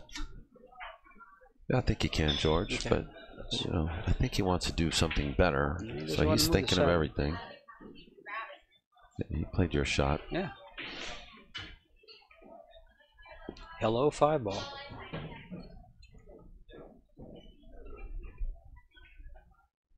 The reason I said hello 5 ball is I thought he might 2-rail that and stick the cue ball right behind the 3. But he could give up a shot on the 3, and he could, not stick it. So let me ask you this, George. At what point does Trace, Kane, and Junior Flores enforce the 1+1 rule? 1+, because of the 1-on-1 rule here, which stipulates at 1 hour and 45 minutes. If the score of a match is 1-1 or less, the tournament director will add a game to each player's score. I don't think, and I hate to say that they might play favorites, and any tournament director might play favorites. I don't think they would enforce it for this match. Well, how long has this gone on? Actually, what I will state for the record is that, the default really is that it's at the tournament director's discretion. That rule is only enforced at the tournament director's discretion. I will state for the record that no one has had that rule imposed on them yet. Correct. And we have had several 4-hour matches. The reason for that rule was only if we found that we could not finish out the day's play at an early enough juncture. But the tournament directors have been very good. They've gauged every match. They've gauged their timing. And they came to the decision, look, we should get out of here early enough. Let's not enforce it yet. Enforce it. Yeah, things have been progressing. What they were afraid of at the beginning was a wedge. That, they'd have one bracket being held up by a certain player or two certain players or slow play or whatever, that they would have to enforce that rule. Now that did not happen. So, I think like at their discretion, they're just gonna let it go. Yeah, and there have been several 4-hour matches. And yet the tournament directors have not, they've not imposed that rule. So I wasn't aware of any. Ouch. So those of you wondering about that 1-1. Oh.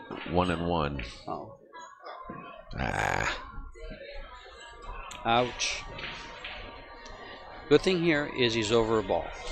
Oh, I don't think to Dennis it's not going to be. I still think he's 95%. Oh, yeah, I'd give him 95, but that 5% plays big. But of course, he'll make this. And now Scott needs them both. Dennis needs one. He would like to just go ahead and bank this 3 ball in, but it pushes the 7 ball into the pocket. So he will not do that, I don't think.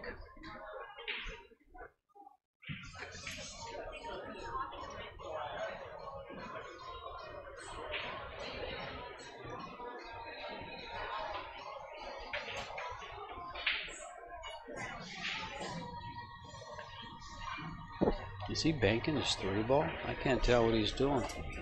Or just making the 7. Looks like he's banking the 3 ball. He is. He did. Bingo. What? I didn't think he would shoot that because I thought he'd make the 7 ball. I thought it was going. We might get this cue ball up here.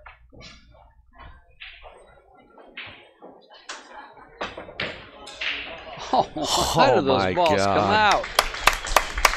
What a shot that was. Suddenly, Scott Frost is in stroke.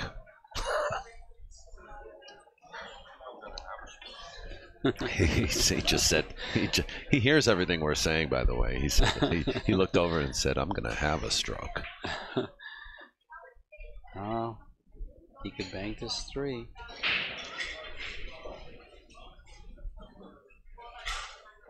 He could bank this 3 and pocket this 7 ball and have a shot to win the game if he makes the 3. He needs 2. Yeah, he needs them both. Uh-oh. I hope he's not leaving a bank. Needs to freeze. It froze to the rail. Is it froze? It froze, George. Okay. You don't like the 5-railer here? I do. It wasn't froze. There's no way you hit that ball that good if it's froze. What a shot that was. Dennis ORCOLLO has tied up the match. 1 apiece. It's 1 apiece after somebody throw him a quarter. 2 hours and 5 minutes. Real quick, I want to check in with a good friend of ours. No, you're okay. Or if you want to take a break, I want to check in with a great friend of mine, personal friend of mine. His name is Mark Cantrell. How you doing, Mark? This is Mark Cantrell. I'm doing good, thank you very much. Doing good. I just got in here. I can barely see anything. The sun's shining so bright out there, and then coming in. Looks like you got a good game going on right here. Yeah, we do. We do. It's just been wonderful to be down here in Phoenix and Tempe, Arizona. I'm stoked to be at the Icehouse, and I'm really happy to finally spend some time with you without having to just pass through town all the time. On my way to Tucson, I pass through town. On my way back, I pass through town. I don't have time to hang out with you, Mark. Well, you don't really get a chance to hang out with me when you're here because you're too busy working. Well, so are you. You're out there driving and, bringing home the bacon as well, right?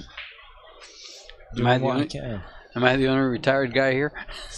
I'm retired. No, remember, Scott Frost is retired. Oh, that's true. That's right. You got to see him work when he runs this place, as he runs this place. So, for those of you who don't know Mark Cantrell, he's been a huge force in the pool world in the past 2 decades. He's been on the road with guys like Darren Appleton, Johnny Archer, Nick Varner, Earl Strickland, Dennis Hatch, just to name a few. You can buy his book. It's called Watching T-Wheels. Watching T-Wheels, right. Stories from the road? Is that what yeah, that's right. There's all kind of stories of funny things that have happened to us during our trips. You never know when it's going to happen, and all of a sudden something happens, and it can be amusing. You get to see a different side of these guys, other than just wandering around a table focusing on the next shot. There's a actual life personality there, that is worth hearing about. Worth becoming familiar with. So, what you eating there? You got yourself a burrito? Yes. We're picking off the Scott Frost Freezer's Icehouse food menu here, one meal at a time, as the days wear on here at this event. And today, I finished my breakfast burrito. So. I'm really glad to see you though, Mark. I just thought I'd stop in real quick and say hi and see how things are going. I haven't seen a couple of people. I said hi to Max Eberle. I haven't seen him. Good. I saw him playing the other day, but I haven't seen to say hello to. And I know Toasty's around. Is Torsten here? No, I didn't think he made. I don't think he made it. Oh, he didn't? I heard he backed away from the 10 ball. Oh, okay. Someone said he wasn't going to make it. I may be mistaken, but I thought I overheard that. Maybe he wasn't feeling good after his, after the event at California Billiards. I don't know. Okay. If you saw him, though, it'd be nice to see him. It'd be nice to know if he's going to be here or not. But I thought I overheard that he wasn't going to be here. So I've got his number. Maybe I'll send him a text and see. So if you're interested in Mark Cantrell's book, Watching T-Wheels, Stories from the Road with guys like, what a shot. Look at that. What a shot and position. Position for the 6 fork combo. You can get that book on Amazon. Just search Mark Cantrell, the author. It's probably easier than Watching T-Wheels. Watching Team Wheels? Yeah, okay. The guys used to call me T-Wheels. Oh, T-Wheels, okay. And if I could go back, I'd change it. There was an idea behind the whole Watching T-Wheels. Gotcha. That you can read about in the book. Yeah. So, Mark, I hope you enjoy catching up with some of these players here. Oh, wow. That was big. And if anybody needs a ride to the hotel, Mark's here. He's one of the best designated drivers in the Shire.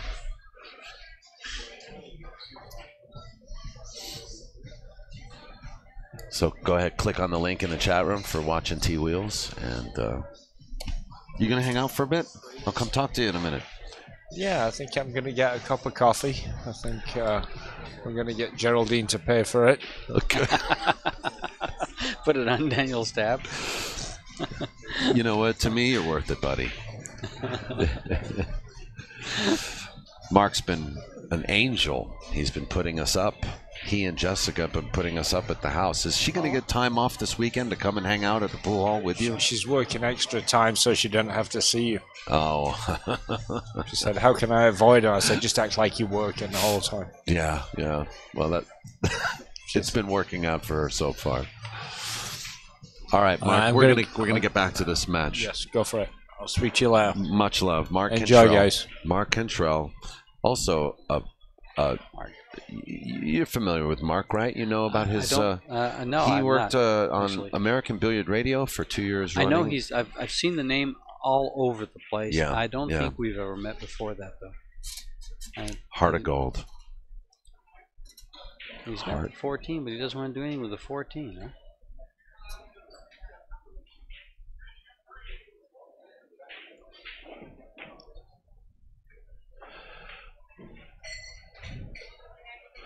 I see. He doesn't want just one ball. I'm sorry. If I'm Scott, I'm banking this 15 at that 4. Are you really? Yes. The way it's lined. You really are? Yes, I am. Oh, and you're drawing into the stack. No, I'm not. I'm going to play the 15 and the 4, and the 15 is my next shot. I'm betting the game that I can win this. That I can make that shot. Okay, we should play some later. Okay. You're hustling me, man. I can. Look how big the 4 ball is from that angle. It's a big ball, but I mean, you're giving up the possibility of, you know, I mean, Dennis has 3 balls to his hole already. We talked about this earlier about when you're sure of something, you have to go with your instincts. Okay. That's what I'd be doing in that case. Very few players do that. Maybe a lot more players than I think do that.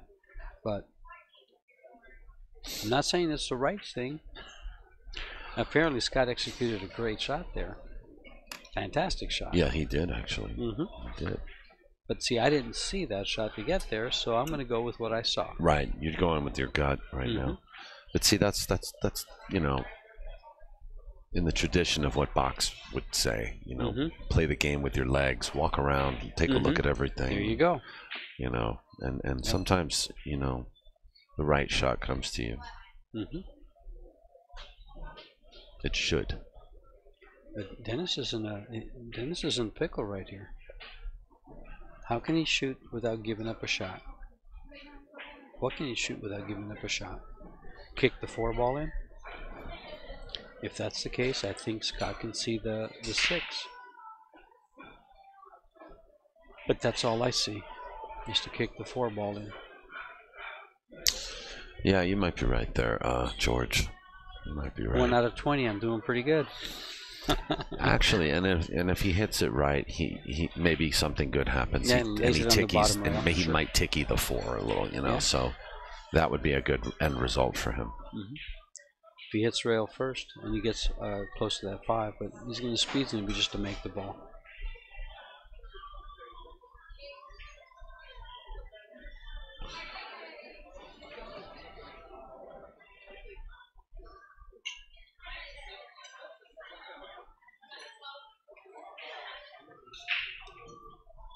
This is tough.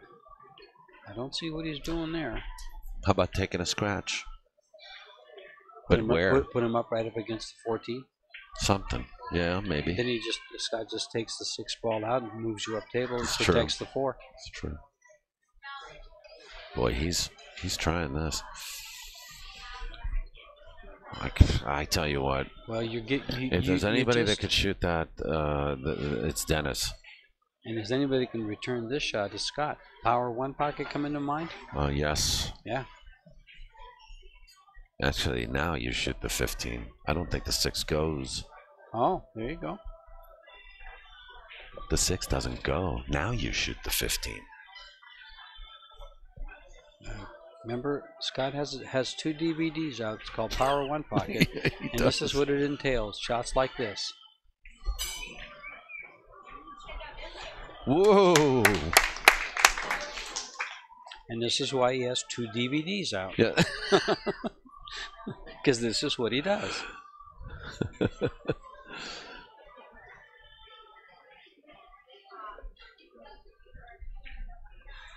He's pretty straight here. I think if you can't get on the 4 ball, you just bank the 13 ball. What do you think? Or you play for the 13? No, What? I mean these guys spin the ball so well they can make something happen, you know. Well, but you're right. He could just play for the 14. I mean the 13. 13, right?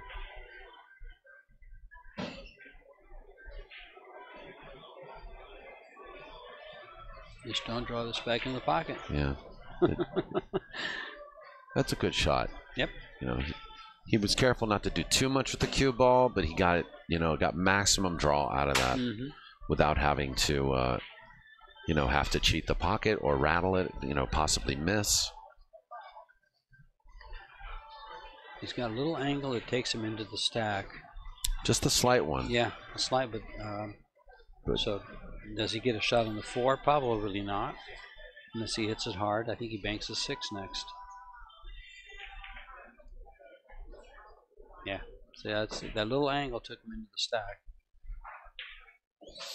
and he wasn't guaranteed a shot on the 4. I'm not sure if he got one or not. He's looking at it. He's got 4 balls so far. I think he's on the 4 ball all day here. Next shot, maybe 3 ball, 10 ball, 15 ball. Well, he's got to spin the ball up to get on the 15 ball or the 10. He's trying to spin the ball down. Oh, like 3 rail. Yeah, exactly. Yeah. Into the stack, possibly. Yep. See, he's the 10 ball. He's no dummy. No. We know that.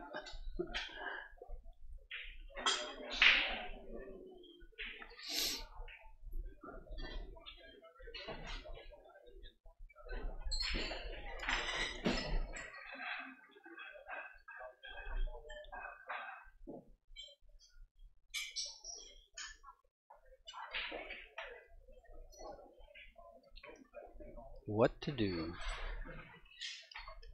Get this ball just a hair outside English. Go up by the 6, and for the 3, just like that. He's going to go all the way around. He missed everything and has no shot. Yeah. He was working so hard to just get the right spin and right trajectory on that ball that he actually he hit a little too hard. He's back cutting. Is he? Wow. This opens up the whole game. And he got an unfavorable kiss. But does the 11 ball go? No, he's going to look at it. No.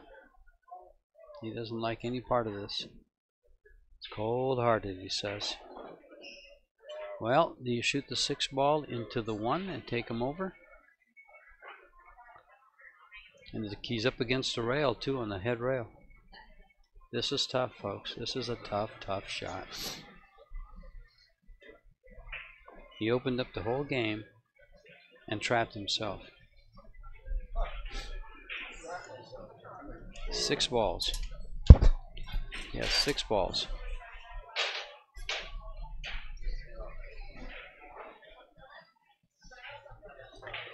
Boy, it's like he played a shot for Dennis. Exactly, and all the balls are there for Dennis to run to his hole. Not, in fact, they're all. It's like how to practice. Ghost pool. I've been hearing about the one pocket ghost recently. People have been playing out here, and you know, I've heard about it just recently. I heard about it online when I was watching your stream from California. When Tony was talking about it. I okay. didn't know, though, when these guys were talking about it. Tony Dent was talking about it. They shouldn't take ball in hand. I was thinking that. You just break the ball balls. Yeah, you break the balls and go. Yeah, because it's control break, right? Yeah, it's control. You should be able to hook up the break every time. There's a lot of times you don't get a shot out once you break. But with ball in hand, well, gosh, you're guaranteed at least 3 or 4 balls right there. Hello. Look at this. Hold the phone, ladies and gentlemen. Hello. And Scott just said to himself, trap this. Ha! He needs one. You're lucky. Not going to make this. Breathe. He says, now I got to make this. I said, breathe.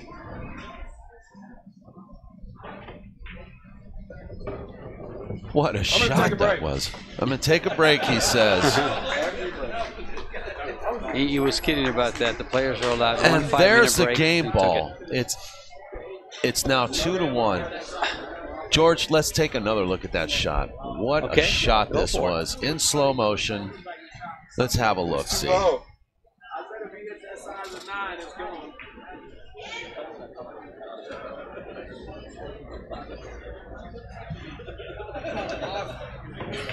Off the 3 ball, down the rail, and shape. Wow. And shape. Let's go back and check it again. Highlight reel shot. Bam! Bazinga! Oh, it didn't go off. It went straight in. It went straight in all day. The 3 ball with the cue ball. That's right. And he said, I played it. And then said, I'm taking a break. And you know what? We're going to take a quick break. Appreciate you guys all watching. The score, 2-1, Scott Frost in a race to 3. We got action, folks. Scott is starting to feel, he's starting to feel it, and he's putting Dennis on ice. We'll be right back.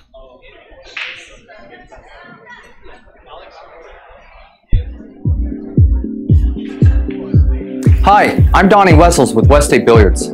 Do you know we have been servicing the West Coast for over 70 years? We have just about everything you need for your game room. Arcades, poker tables, pool tables, shuffleboards, spectator chairs, air hockey, foosball, and have you seen the new Gold Crown 6 from Brunswick? Call us at 1-800-266-8914. WestStateBilliards.com.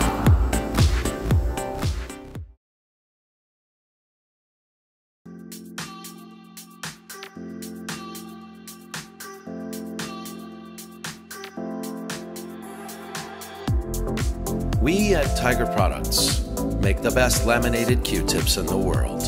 Known for quality, consistency, and maximum control. Proudly made in the USA. Tiger Tips.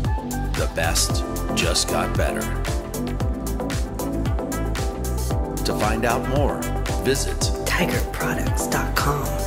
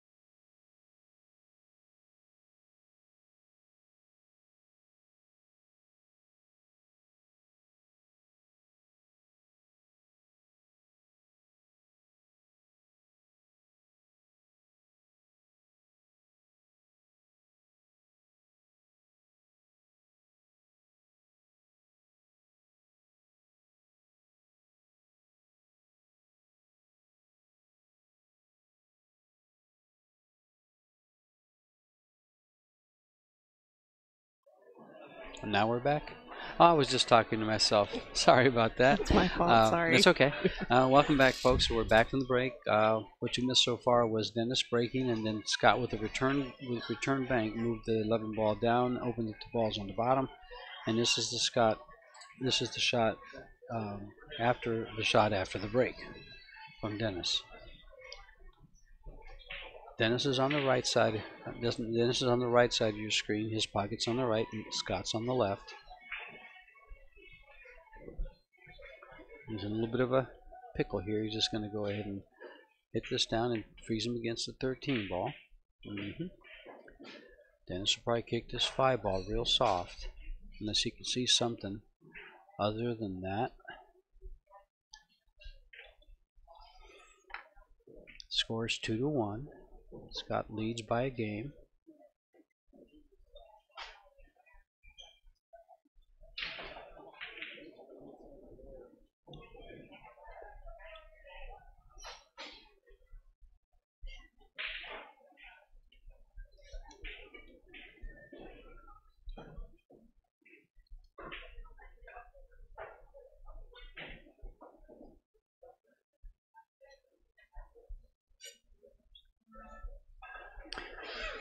Dennis is taking a look at everything he can possibly look at to figure out what to do from here, how it could benefit him.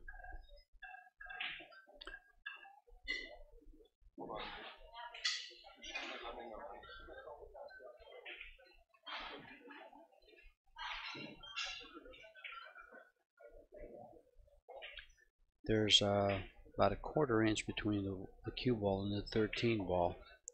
So if he shoots that, he's going to have to elevate his cue quite a bit, unless he takes an intentional right there.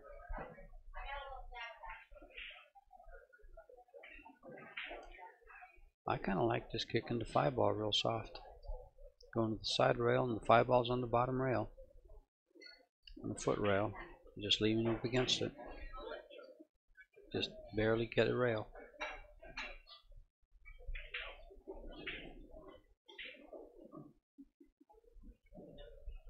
Leave those 3 balls alone. They're tied up. They don't go to Scott's pocket.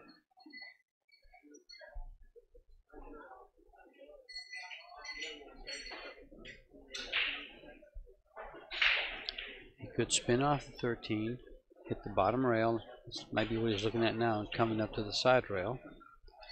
But he's going to risk hitting the 5.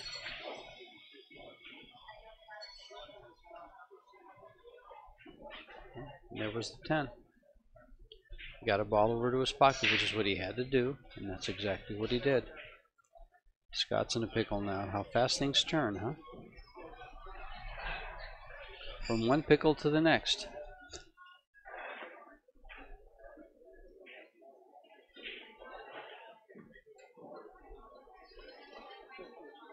Looks like Scott's going underneath this 11 ball.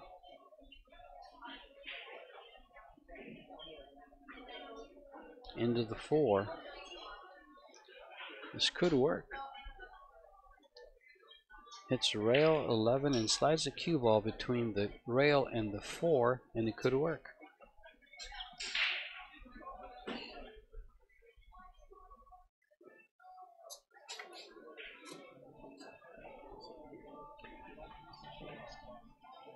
Welcome back, Daniel. Thank you, George.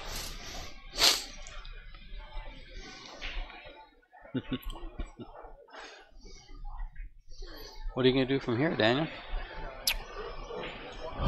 Walk around the table like Box told you to, right? Yeah, well, maybe walk a little longer. Yeah, walk a little longer. He's playing underneath the 11, it looks. Yeah, he's trying to get between the rail and the 4 with the cue ball. Oh, he's going this way. Went up. He miscued. Called that out when it happened. Made the announcement.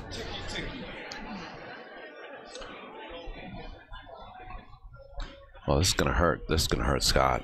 Oh, at worst, it'll tie up the score. Scott gets the break. Yeah. I tried to play a billiard ticky. Trying to get underneath the 4th, and yeah, that's what I thought you were doing. Yeah, yeah. Scott just verified what I thought he might be doing there, was to go underneath the ticky and go underneath the 4 and push the 4 ball up a little bit. Either way, it more than likely will cost him at least 6 balls, maybe more. Possibly the game. Possibly the game. Actually, probably the game, but possibly only 6 balls. Well, we saw this last time where Dennis was running out and he missed a crucial ball. Exactly, I remember that. That was the first game. And that cost him. No, did it cost him the game? Yeah, it cost him the game. Yeah, Scott won first the first game. That's right. Yeah, sure did. So it's a lot of pressure on Dennis right now. A lot of pressure. You know, he's playing on visitors' turf. Do you think the fact that Scott hasn't been playing puts more pressure on him? Well, I definitely feel like Scott is probably more comfortable playing in here. So, you know, I know from my experience when I'm playing, like when I played all those weekly tournaments at House of Billiards in Sherman Oaks, I always felt good. Didn't matter who I was playing. You wouldn't play the 10 ball first year? Does the 10 ball go? Just draw back for the 7? It looks like he can make the 10. Yeah, that's what I thought.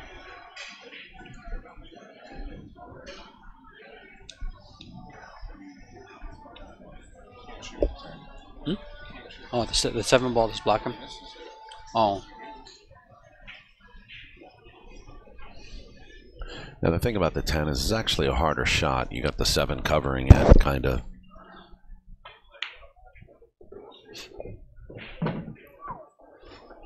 Well, Dennis didn't want that. He may just have to come 15 to the 4 and hide the cue ball behind that stack of 4 balls there against the rail. Second time I might call the same shot. I kind of like kicking to 5.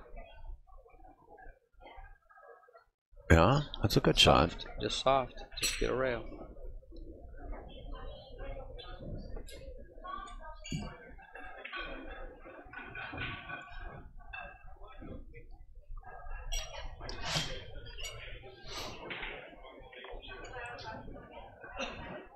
Well, I tell you, it may as well be July 4th today because we got fireworks at Freezer's Icehouse, man. I'm telling you. It's my birthday again? Yeah, your birthday's on July 1st, right? 4th. 4th? Is it? We got a lot of July babies. Yeah, 4th of July. We just had Brandon Schuff's birthday. We got Shane Van Boning's birthday coming up, I think, July 14th. My daughter's is July 15th.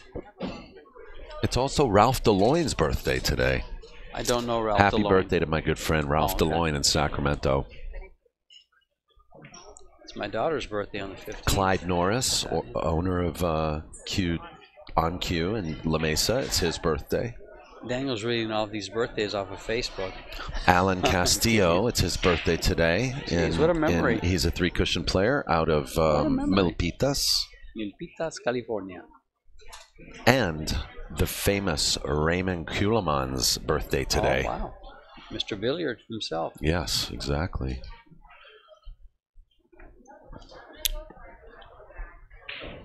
We also got... Oh, he can see that 4. He's liking it. Julius Caesar and Bill Cosby.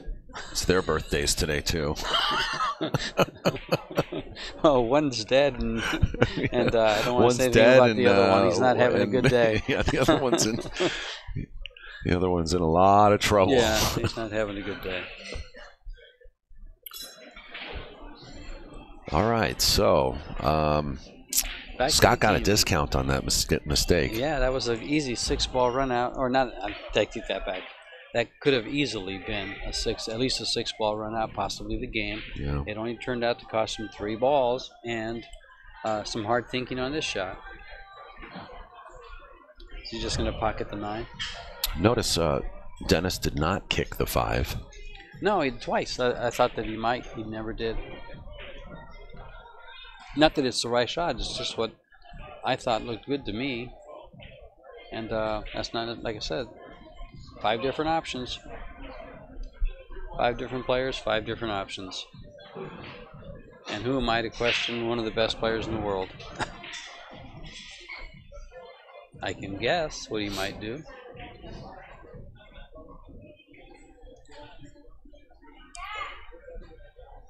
I'll be right some of the time, I'll be wrong some of the time. What is he kicking? The 9?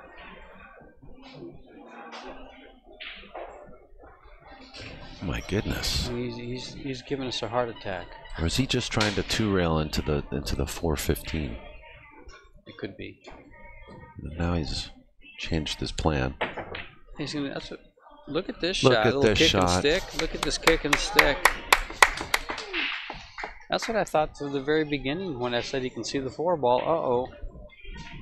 It was a good shot, Scott. That was a great shot.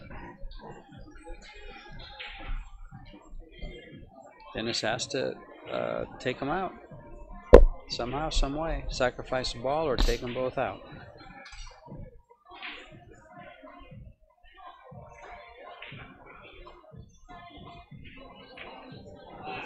That was a great sacrifice. No. He sacrificed the game. Yeah. Well, that you heard was Dennis. That was Dennis. Yeah, it was Dennis. He was not happy with his performance on that shot. Scott wants to hit that pocket the 4 ball and come up between the 14 and the 13 for shape on the 14.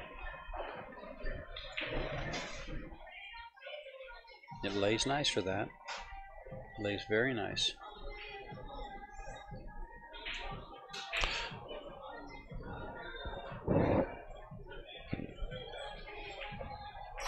I think that's the right shot, George. You know, no reason to try to cheat the pocket and force follow. Well, he's going to make it even easier and say, I'll take the bank shot.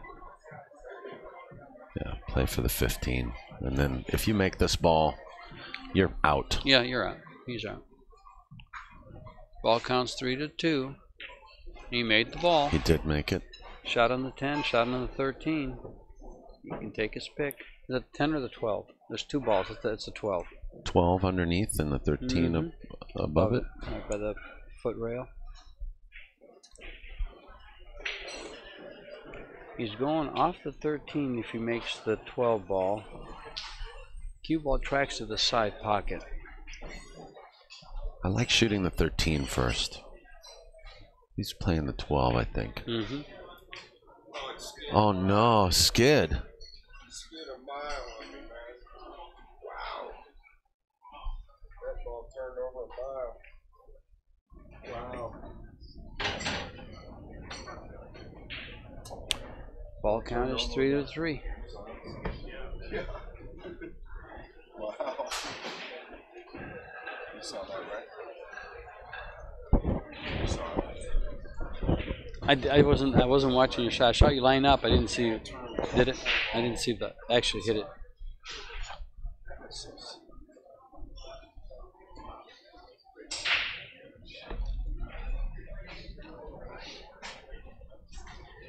Probably play shape for the 13 ball here. Oh no, he went uphill. I thought he was going to come to the bottom rail and come over, spin over for the 13. Delicate shot.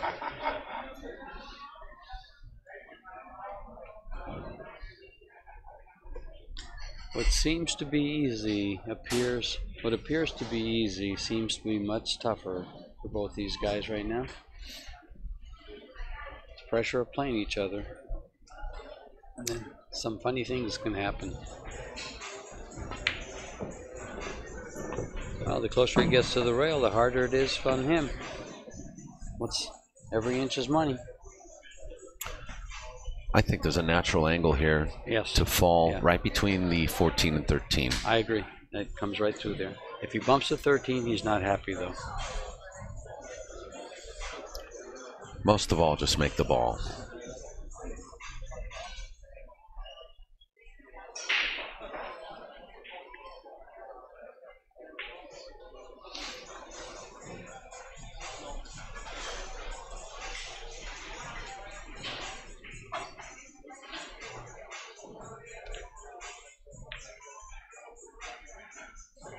That was fortuitous. Yeah, that's why if he bumped 13, he doesn't get anything. Instead, he bumps the 14 just right. Yeah. He got straight in on 13. An inch harder either way. He doesn't have a shot. Doesn't have the shot. Dennis playing for 2. Did you think he'd missed that? I just didn't like the way he struck the ball. Oh, okay. And this closes it out. They'll be tied at 2. Short. Hit it high. Oh, there's life. Scott is breathing. He's still breathing this game.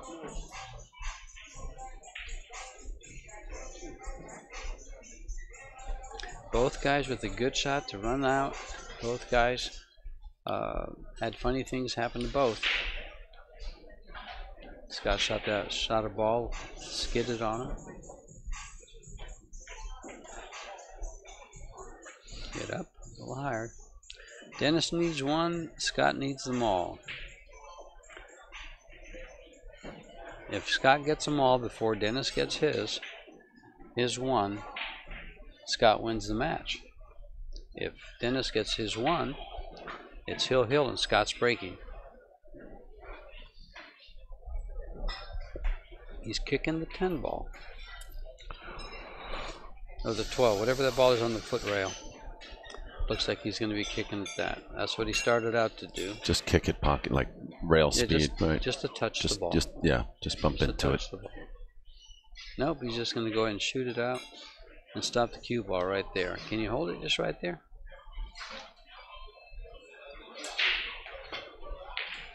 Uh-oh. That's why I asked.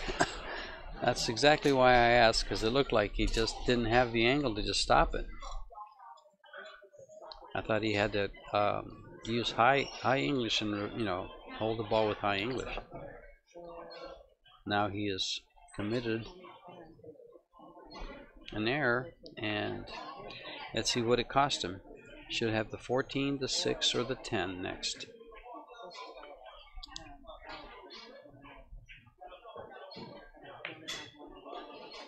Over for the 6. Now up for the 10. Pretty sure he has it up for the 10. He just pocket this ball and draw up for the 10.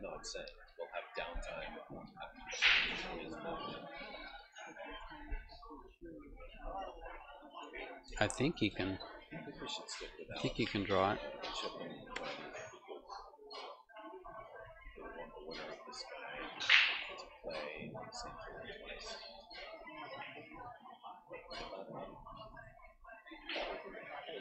You just make the tough decision.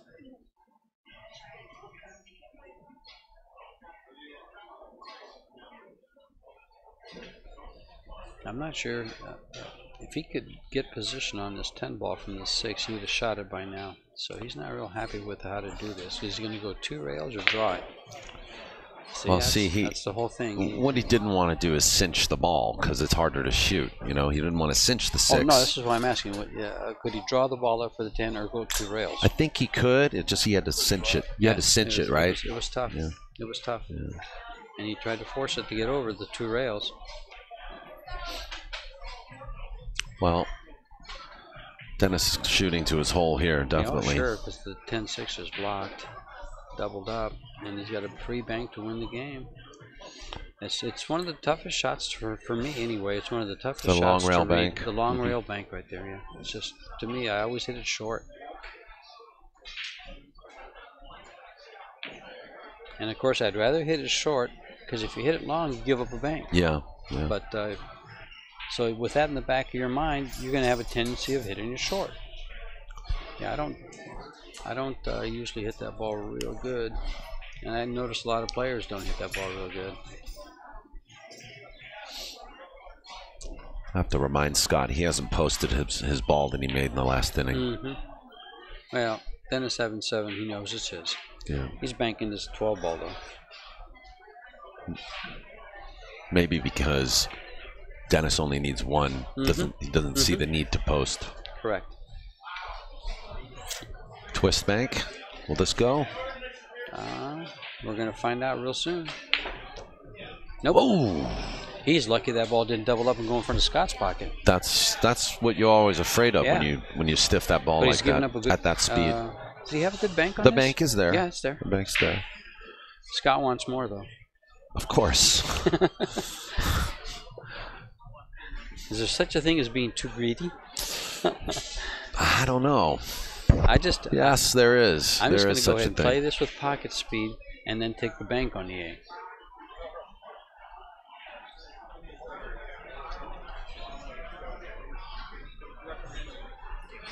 I'm not sure that bank is there.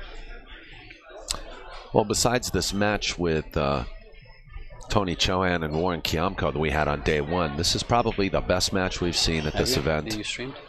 That we streamed here at this event. Nice shot.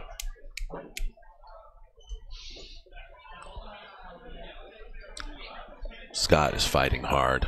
Mm-hmm. Digging down for the home crowd. You're at Freezers. I'm going to show you how the Freezer plays. fraught with peril, this shot. Fraught with peril. Okay, Grady. He can't afford to hit the 10-6.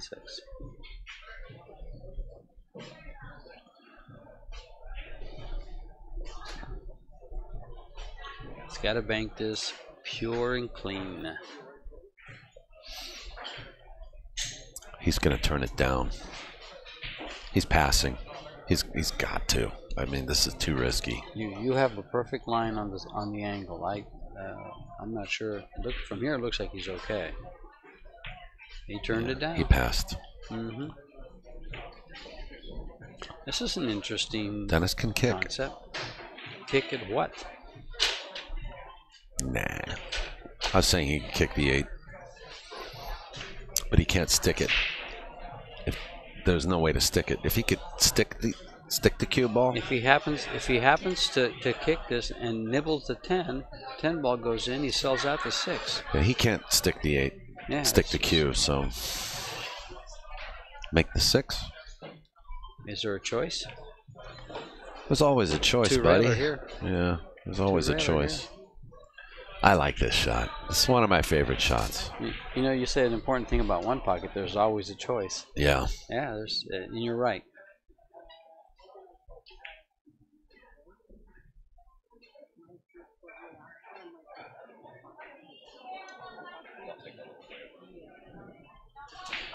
We're going to do it. We're actually going to, this is a tough decision for us. We're going to have a, This is tight.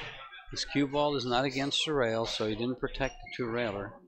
He's left in the jaws, but it can be taken out. And Dennis will do what he can to take this ball out. Everything short of scratching. He's giving up another bank shot.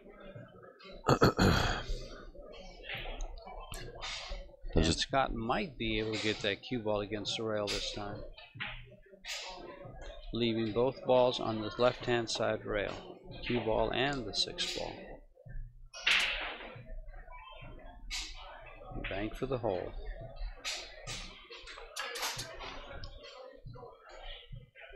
another come with it shot right here. Yeah. Bear down.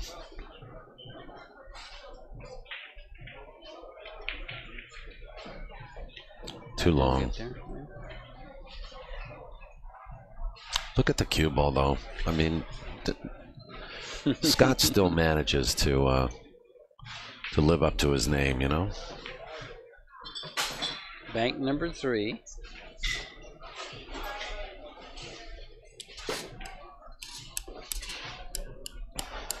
I'm not sure about this, George. There could be. Does he have an angle? Bad angle. Yeah, he might be into the kiss here. Dennis's cue balls on the rail too. Mm-hmm. Mm-hmm.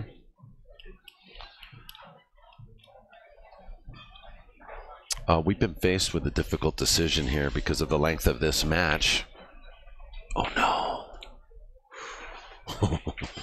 Because of the length of this match, we're going to have to actually move the bracket along. Tony Chohan is going to play Chip Compton on another table. We're going to schedule the winner of this match to play Alex Pagulayan next on the live stream, and we're not sure if there's going to be a little 15-minute break between those matches, but it all depends on how long this goes, so stick with us.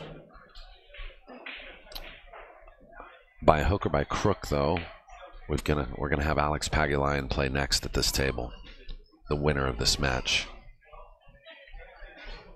And you're on POVPOOL, so you know who would be the crook here in this case. That's right, snitches. Rail first. He likes the shots. I like these shots. I like these shots. There's an art to those shots. Mm-hmm. It's not. Oh, Scott has a heck of a shot here. Mm-hmm. He can bank this ball and go 2 rails behind the 8. He could. Yeah.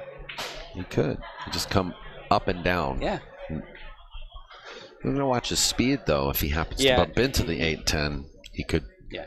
He could be putting himself in a little trouble. If he's using pocket speed for the 6, his speed should just be about right to lay back there. Oh, he just spun around. Corner pocket's not into play. If you're worried, don't worry. Which, by the way, guys, it does mean that Alex won his last match. So that means he beat Andy Kacher out of Tucson, Arizona. Yeah. And I heard Andy won a game there. And good news is we're still on the winner's side. Yeah. Well, my guy's not. Alex is. Yeah. Yeah.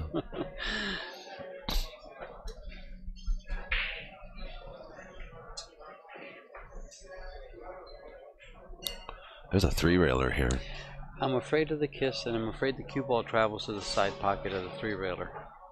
I was going to call that. I was going to call that out and think that, but I don't like where the cue ball has to go.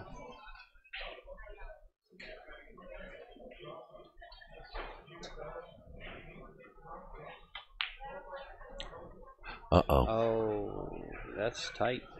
That's tight. Oof. Dennis wants to kick. Did you see that? Did you see his face? Yeah, I saw that. You know, you got to be careful when you do. That's like a tell. That's got to be careful. That's a tell, you know. Yeah. You just reminded your opponent that shot exists. How do you like hitting the 8-ball with a cue ball and just rolling the cue ball behind the 10? Does he have the angle for that? Protect the 6. I think that shot exists. Yeah. Yeah. But then, you know, there's also the 3-railer on the 8. Yes, there is.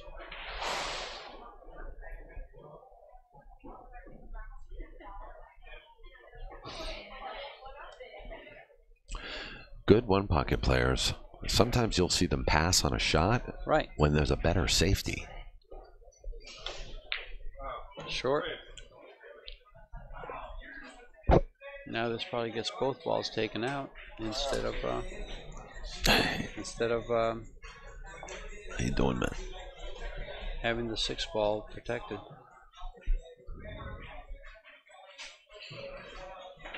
He can blast both of these away, but he and they're both, look at the speed on these balls. Wow. Do you think Scott could thread the needle here? With a 6? Yeah. Well, I'll tell you one thing. That match that I lost yesterday against Jeffrey DeLuna, Yeah. he shot that 6-ball and made it. The way I'm talking right now? Just the way it is right now. I had him 7 balls to 2, and he shoots that ball, makes it, and proceeds to run out. Beautiful run. Great shot. 2-railer on the 8, I think. No.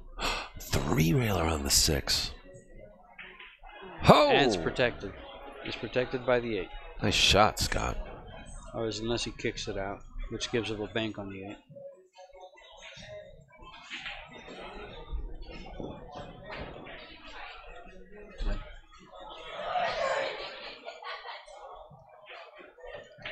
Let's see what his speed's on like here, because does not want to make that, because now Scott has a shot on the 8. He's got to make sure he gets the cue ball out, though. Can't give up a shot on the 6-ball.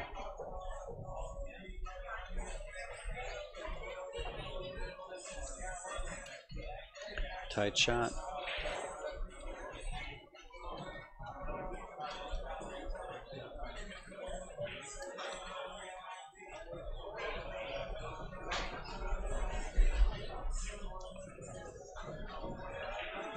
This 8-ball plays. Mm-hmm. He's going to be close, but he didn't make it. No. Good speed.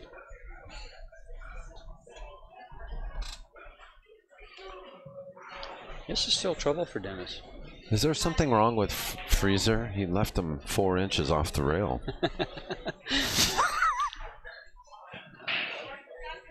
Left the door open, you mean? Yeah. Yeah. He's going with it under lower rail kick. He'll kick it out nice and soft.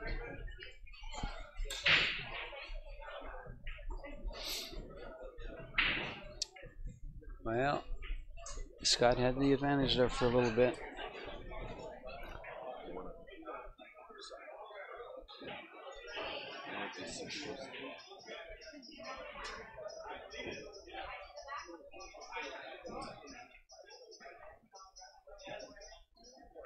It's going off the 8 ball to the upper corner pocket. Just trying to kill the ball right there. Against the rail. The thing about it is if he banks a 6 ball up table to where he's at, he leaves a shot on the 8 ball unless he comes off the rail quite a bit. So he'll have a lot of spin on the right hand English. No, just hit it nice and soft. That's enough to keep Scott from banking the 8. He could choose to shoot this 2-railer, but it's there's no way I think he shoots this ball. No, I don't like this because he can track to the side pocket. Cue ball hits if it hits the hook, you know, or the nipple. That's what I thought he would just knock it over to his side, not give up a bank, and leave the cue ball on the rail.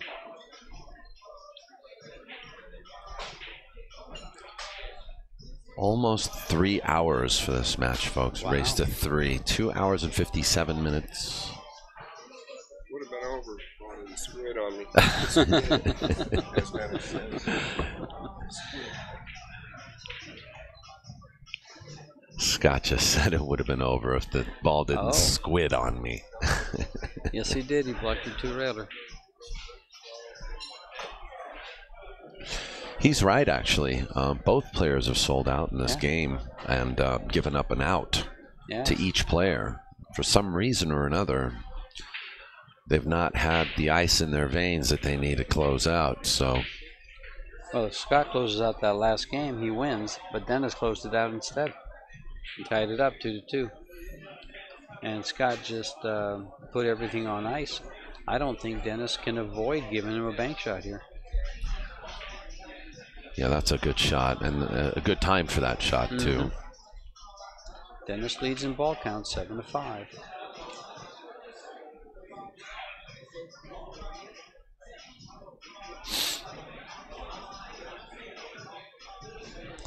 You guys are watching some good one pocket. Some good one pocket. I was in a match, and when Tony Chohan and Warren Kianko were playing, Daniel, and somebody walked over, a friend of mine walked over and said, "You ought to see the cue ball these guys are playing." Oh, yeah. Well, guess what? You ought to see the cue ball these guys are playing. Yes.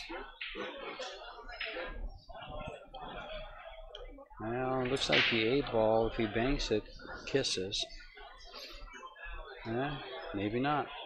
He's shooting. Scott's saying, watch this. No Look at this cue ball.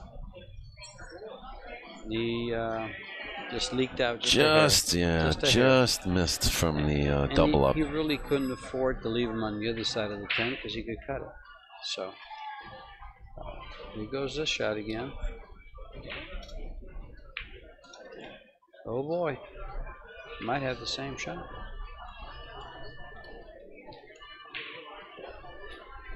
The 6 ball banks, and the cue ball goes into the 10.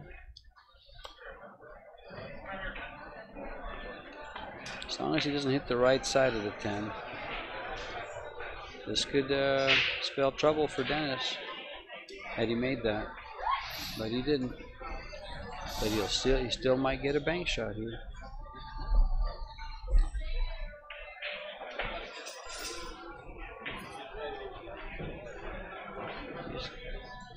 He's kicking and sticking. He sticks the cue ball there. He gives up a shot on the 8.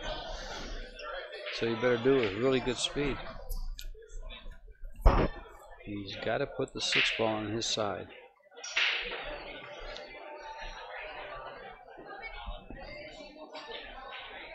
He's just going to come across the left side of it. Oh, no, he is sticking. He's going to lose the cue ball. What? Oh, how wow. Amazing. I thought he lost the cue ball. He almost did. He slid that cue ball down the table. You got away with one. Scott's enjoying this match more than we are. He's got to hit this with some pace to keep from selling out the 6.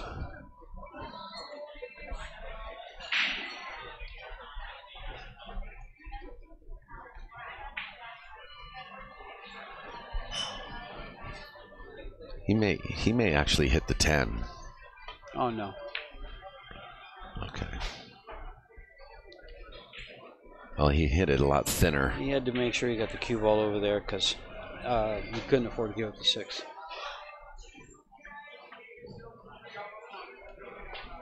Scott has to keep putting this 8 ball in play. Jeez, and you know, Dennis is sliding that cue ball after contacts so well. Yeah. Whether or not it's on purpose or just out of error, it's still working in his favor. Oh, he's giving up a 2-railer on the 6. He has. And he'll hit this with a good degree of accuracy. Scott's standing right behind Dennis, looking over him to see what kind of an angle he gave up, and he can tell he's left a very good angle for Dennis to make this 2-railer. This is for the match. Yeah, it is for the match. No, yeah, it's for the game. It's for the game. It's to make it hill. So Scott leads 2-1, right? Yeah, okay. yeah. Scott's on the hill here.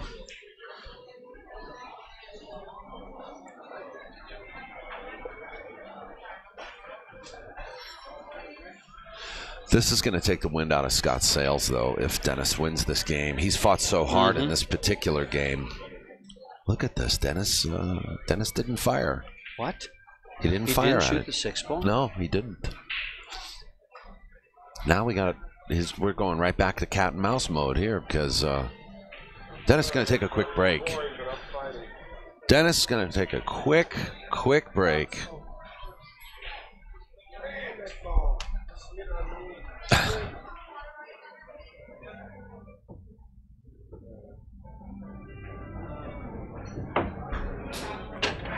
I'm having fun.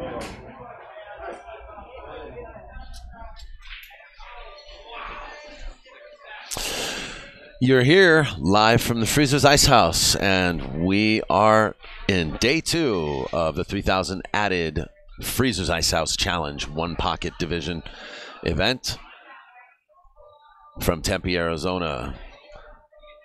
This event sponsored by West State Billiards at weststatebilliards.com.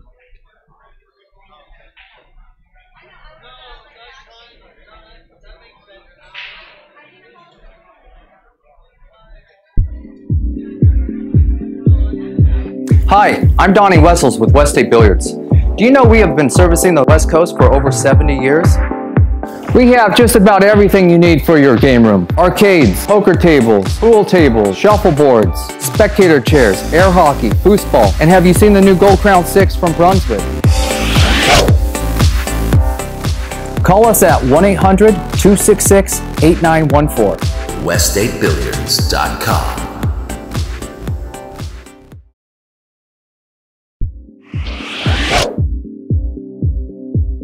If you have an older table that needs restoration or would like to tighten pockets on a table to make it more challenging, we can handle anything here at West State Billiards, from small repairs to full restorations. weststatebilliards.com. Our location is 15,000 square feet with over 300 tables in stock and over 100 tables on display. We feature brands like Diamond, Olhausen, California House, Aramith, Cyclop Balls, Simonis and Championship Cloth, and many more. Call us at 1-800-.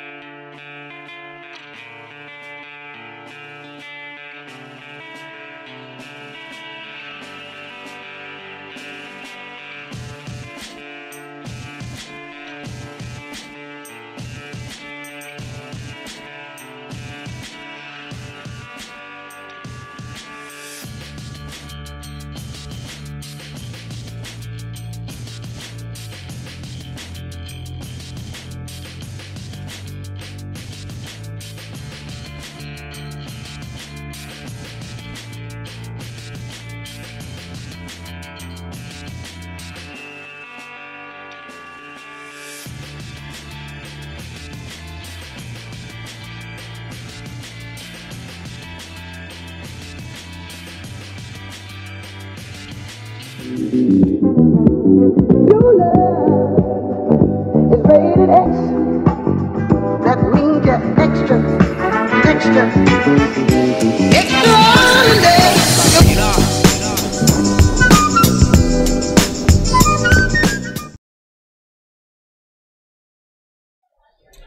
Okay, we're back, and it is 2-1 still. Scott Frost leads. He's on the hill, and Dennis only needs 1 ball in this game. Dennis went to take a quick break, followed by Scott taking a little bit of a longer break. So we're just sitting here waiting, and I'm sitting here with George. So how do you feel about this match so far between the two players, the relationship between them, and, you know, compared to their last match, which happened in Beloit, Wisconsin?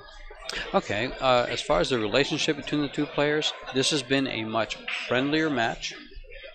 You can tell that there's mutual respect between the players, and there's no animosity whatsoever in something that's, you know, could be a real tight match. What you find sometimes, and I really like it when I see things like that. When I see players glaring each other down and staring each other down, I can't stand to watch that. I really can't. I don't think anybody can either.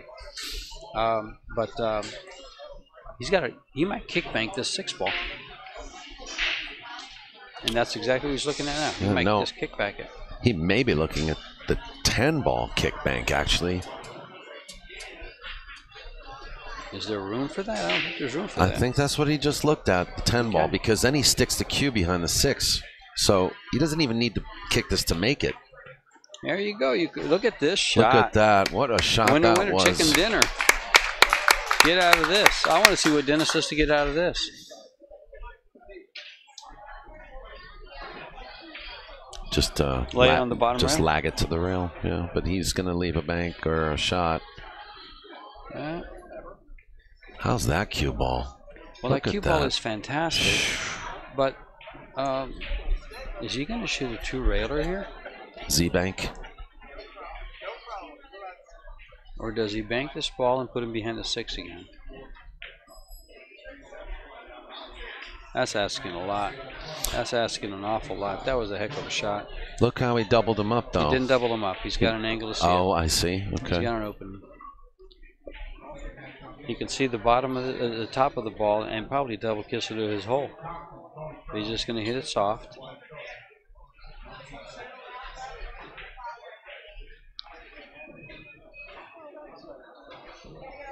Would you consider making the 6 ball here? You need all 3 balls. Well, yeah, you're right. He does need them down there, doesn't he? But then again, you know, maybe it's best to make one at a time. I think he could pick away. He could pick the 6, the 14, and just bring the cue ball up table. That's rolling out. That's rolling out. Oh, that almost worked out for him.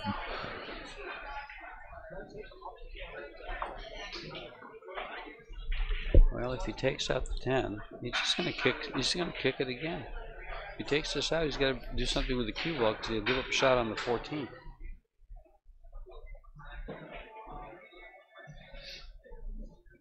He's shooting the 14. Yeah, he's going to put him behind the 10. I like this.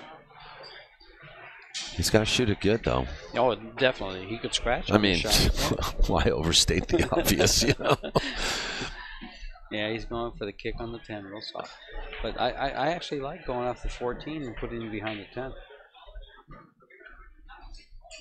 10. Who was I talking to? I think it was Justin Marks at the Sharkies 8 Brawl event. You know. He's not behind the 10. Can he kick bank the 6? It's too close to the rail, isn't it? No, it's not. He's going to look at the kick bank on the 6. Yeah. You're Justin Marks. Yeah, Justin Marks and I were talking, you know, and talking about how announcers like ourselves and like, you know, we are all guilty of it. We would just overstate the obvious. Like, he can't miss. He's got to play good. Can't afford to lose. Oh no! Oh no! Oh no!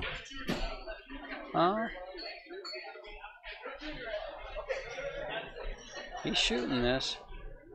Now, does the cue ball hit the 10 once it leaves the rail? I mean, it depends on the speed you use, George. Pocket speed? No, it doesn't. Pocket speed, I think he gets away with it. I think he just drives straight into the 10. It's lined up pretty nice. Well, how about that? He did drive into the 10, and he won the game, and it's Hill here. Dennis Okoye and Scott Frost. No rest for the wicked. George, you and I got work to do. Yeah, I know. I was supposed to be in Tucson by 7 o'clock. I'm sorry, George. I'm not. What a treat we have here. This might be a 3-hour-long match so far. But what part of it wasn't entertaining? What part of it hasn't been tense? What part of it has not produced a great shot after great shot after great shot? Exactly. This is pool. Fist bump. This is what everybody that plays pool loves. This is what they want to see when they see a match between two great players. Brought to you by POVPOOL, by a great streamer. Thank you very much, streamer. George. I've loved your work from the very beginning. Thank you very much. Wow, I didn't know that. Yeah. You're the one. I'm the one. You're the one. We also have great sponsors. Freezer's Icehouse brought in Aramith and Simonis Cloth, QB Custom Cues, Divini Cues, and Trans Shaft, the Trans Shaft by Divini, the Meta Shaft. Got to check out diviniq.com and check out their stuff. We also want to thank West State Billiards, Ariel Carmelli, Kent Davis. We do have a Cue Maker showcase coming up, folks. Yeah, and there's also a Kent Davis cue on display. I didn't see any Ariel's cues, but I saw one on display here that Craig Herman had. That's because good old Ariel, he sold out of his cues when he? Yeah, so he's hustling to pick up some more of his cues. He's called his old dealers, and he's bringing cues. In fact, I think he's here today. Okay. Eddie Cohen got here. I was actually looking to see some of his work. Cue Ball was here this morning from QB Custom. Oh, was he? Yeah, in fact, he's here now. I was talking to him because I actually have a QB Custom cue. Beautiful, gorgeous cue. Do you? Yeah. I'll show you one of the prettiest cues ever made. I'd love to see it. Just tell me when. It's in my bag. Yeah, so you guys owe it to yourselves to come here and check out the Cue Maker showcase. There's going to be some cues here on display, and bring cash because you're going to want to spend it, folks. You're going to really want to spend it.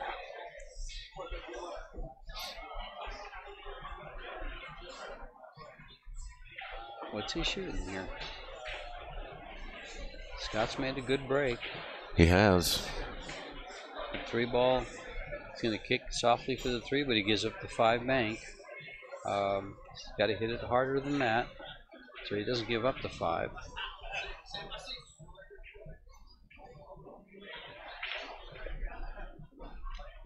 Oh, I think he's got a bank on this 3-ball. I think you're right, and you know what? It's a relatively safe bank because. Yeah, he just holds it with center English. Mm-hmm. Oh, he's got a. The 3-ball is his pocket. He's not banking the 3. I don't know what I'm thinking either. I threw you off, didn't I? You did. Yeah, I know I did. You did. Sorry. But another thing is too, I could have sworn Scott. Wow. I could have sworn Scott started to break from the other side to that pocket, but he must have changed sides at the last second. He broke to the left-hander's side. Most left-handers will usually break to the right-hand pocket because they can reach more balls when they're shooting. We also got Big Time Threads is a sponsor of the West Coast Swing. That's Adam Knoll. Adam Kroll. Big Time Threads. And he's playing in the events too. Yes, he is. Busy guy, and he finds himself in action every night too. Oh yeah, he was in action last night. Saw him playing.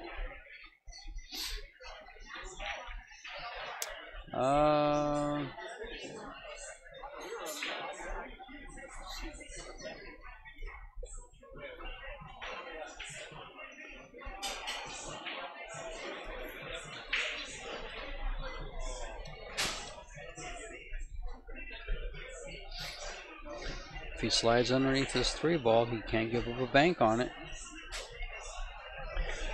I think he's coming off the deuce. No, he's not. He's going to come straight into the 15 and into the rail. Oops. I think he wanted to hit the 15 first and then go into the rail. with that spin. Big opening for Dennis. Shape on the 5 here, I guess.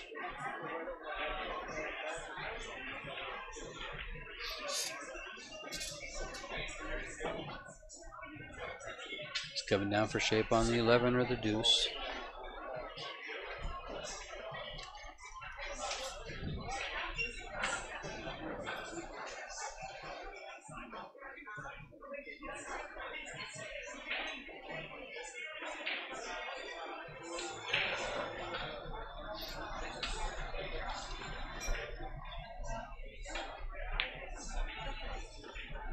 Got his shape on the 11 or the deuce. He could shoot the 11 and go into the stack to open them all up. If he shoots the deuce first, he has to get the same angle. Might as well shoot it now.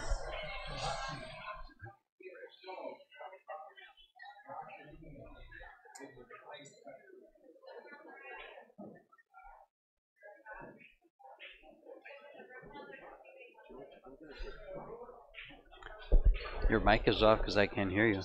Oh, okay. Okay. You bet. No problem. I'll try to hold down the fort. You don't have to keep the ball score if you don't want. I'll go ahead and just talk about it. Okay. Okay. Okay. Great.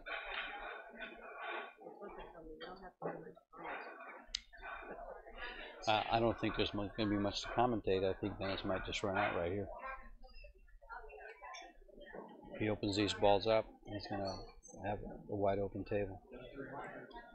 I think he clips off the top of the 8 and cue ball goes towards the side pocket. No?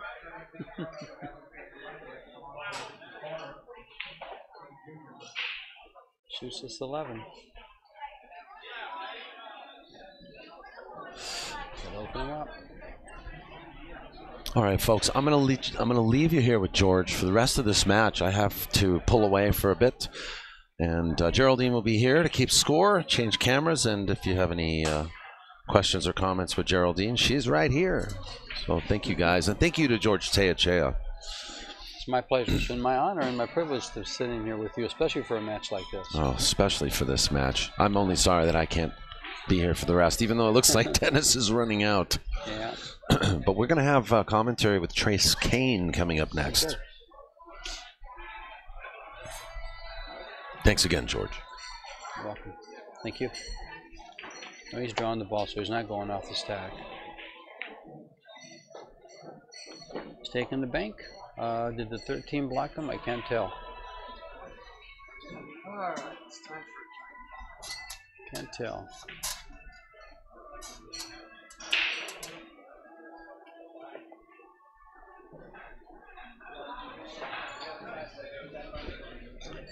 Looks like he's open for the 13.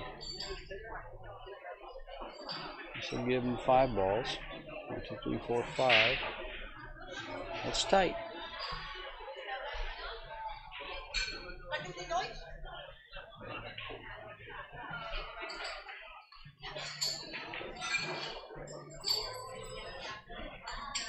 I think Scott, you'd rather see that going. And he'll probably bank the 10 ball here and send the 14 out of the way.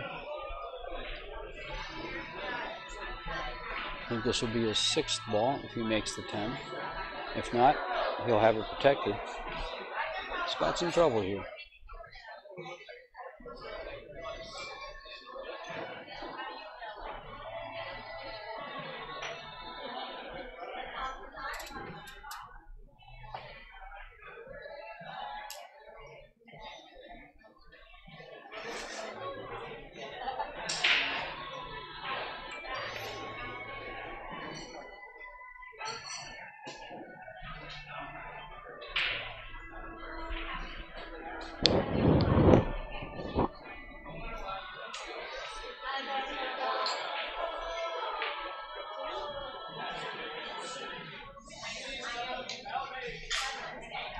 Not hard enough, folks. Opportunity for Scott. He's going to get a shot. He's going to get a bank on the 10 ball. Well, he's severely going to hit that. He missed that by 2 diamonds. He was 2 diamonds short of his goal. The pocket.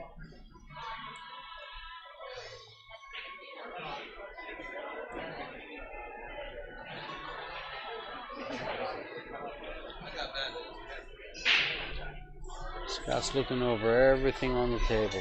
What to do here? What's the best thing I can do? How do I get this back? He just ran 5 balls on me. I got to get back here somehow.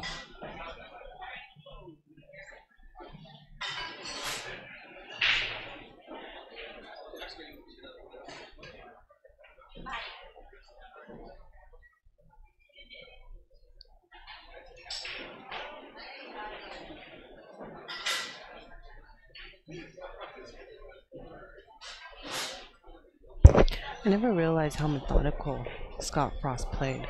He doesn't usually take this much time. He's down 5-0.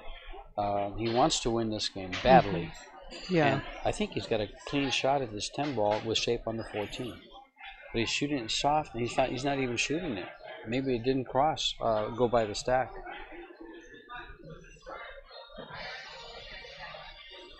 Do you think part of it is lack of playing, lack of confidence? I don't think it's lack of confidence. Never with Scott. Scott has all the confidence in the world. He kind of feels, I would think, from a couple of comments I overheard him say, he kind of feels like that skid has cost him a lot, and he's harping on it. And he's got a 2-railer on this 10 ball.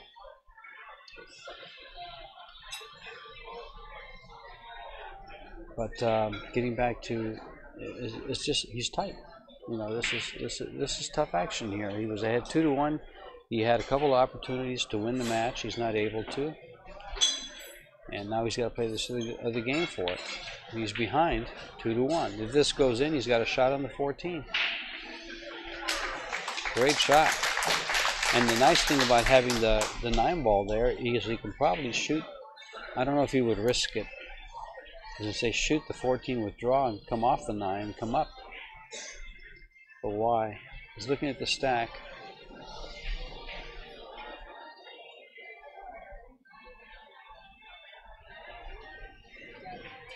There's 6 balls right centered around the spot. That's Scott's first ball. Now, is this 6 ball? How's this 6 ball look off the 1? Looks like it goes high.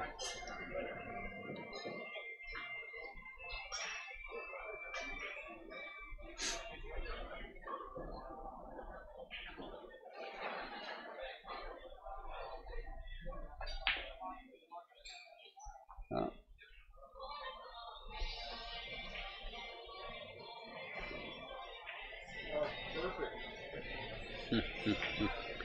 Scott's left the shot here. You can shoot the 15 free, and the cue ball goes right into the stack.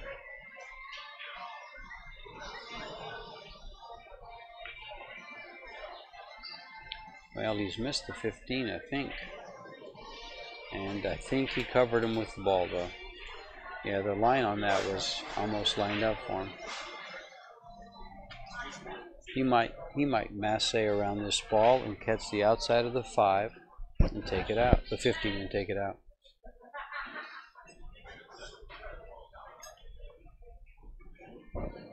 It's not froze.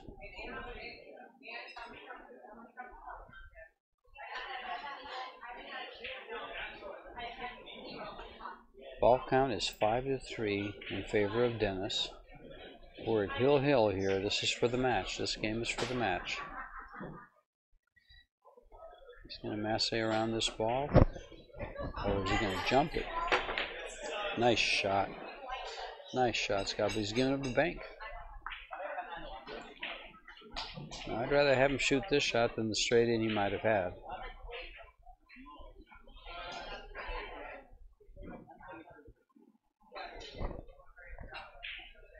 This Dennis makes these balls for breakfast every day. I think he's missed this one. And left the return bank for Scott. Question is, does Scott try to beat the kiss and go into the stack?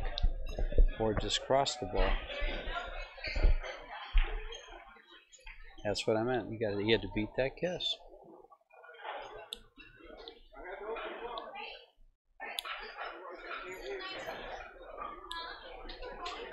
I can't win if I don't open them up.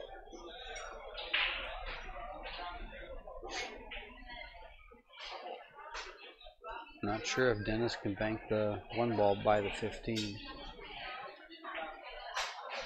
It's hard to control the cue ball if you can.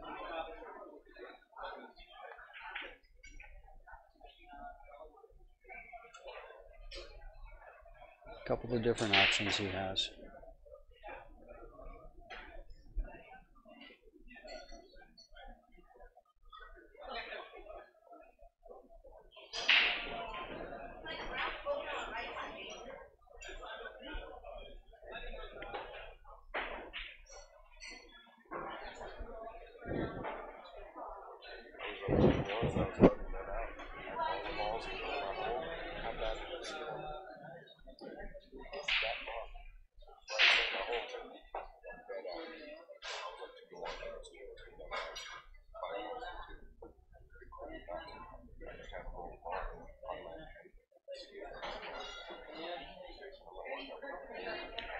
I'm surprised he's not doing something with the 1 or the 15. He's coming around.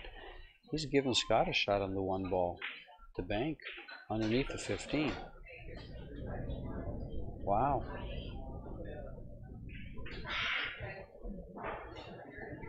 Wow. I don't understand this, but he sees something I don't. Scott might be looking to bank the 4 ball into the 15.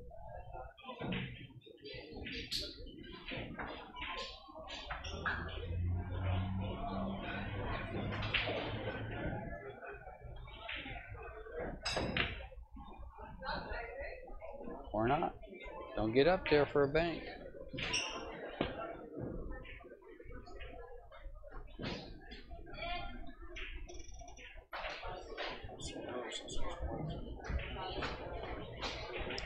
And that's one of the things about one pocket when you're playing cover behind a ball.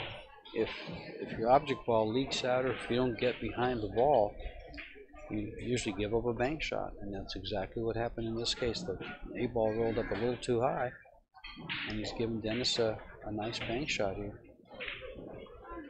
for the match. He needs 2 after this. Nice match. I had fun. Scott concedes. What a great match, folks. Scott crossed, Dennis Orcollo. Ball skipped on the up. This ball right here.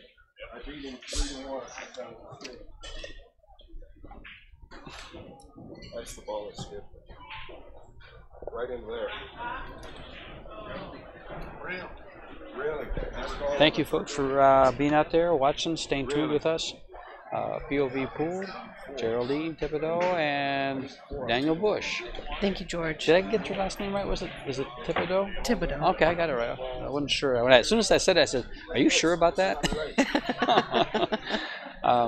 This is George Teyachea. I'll be signing off for you guys. He ran it.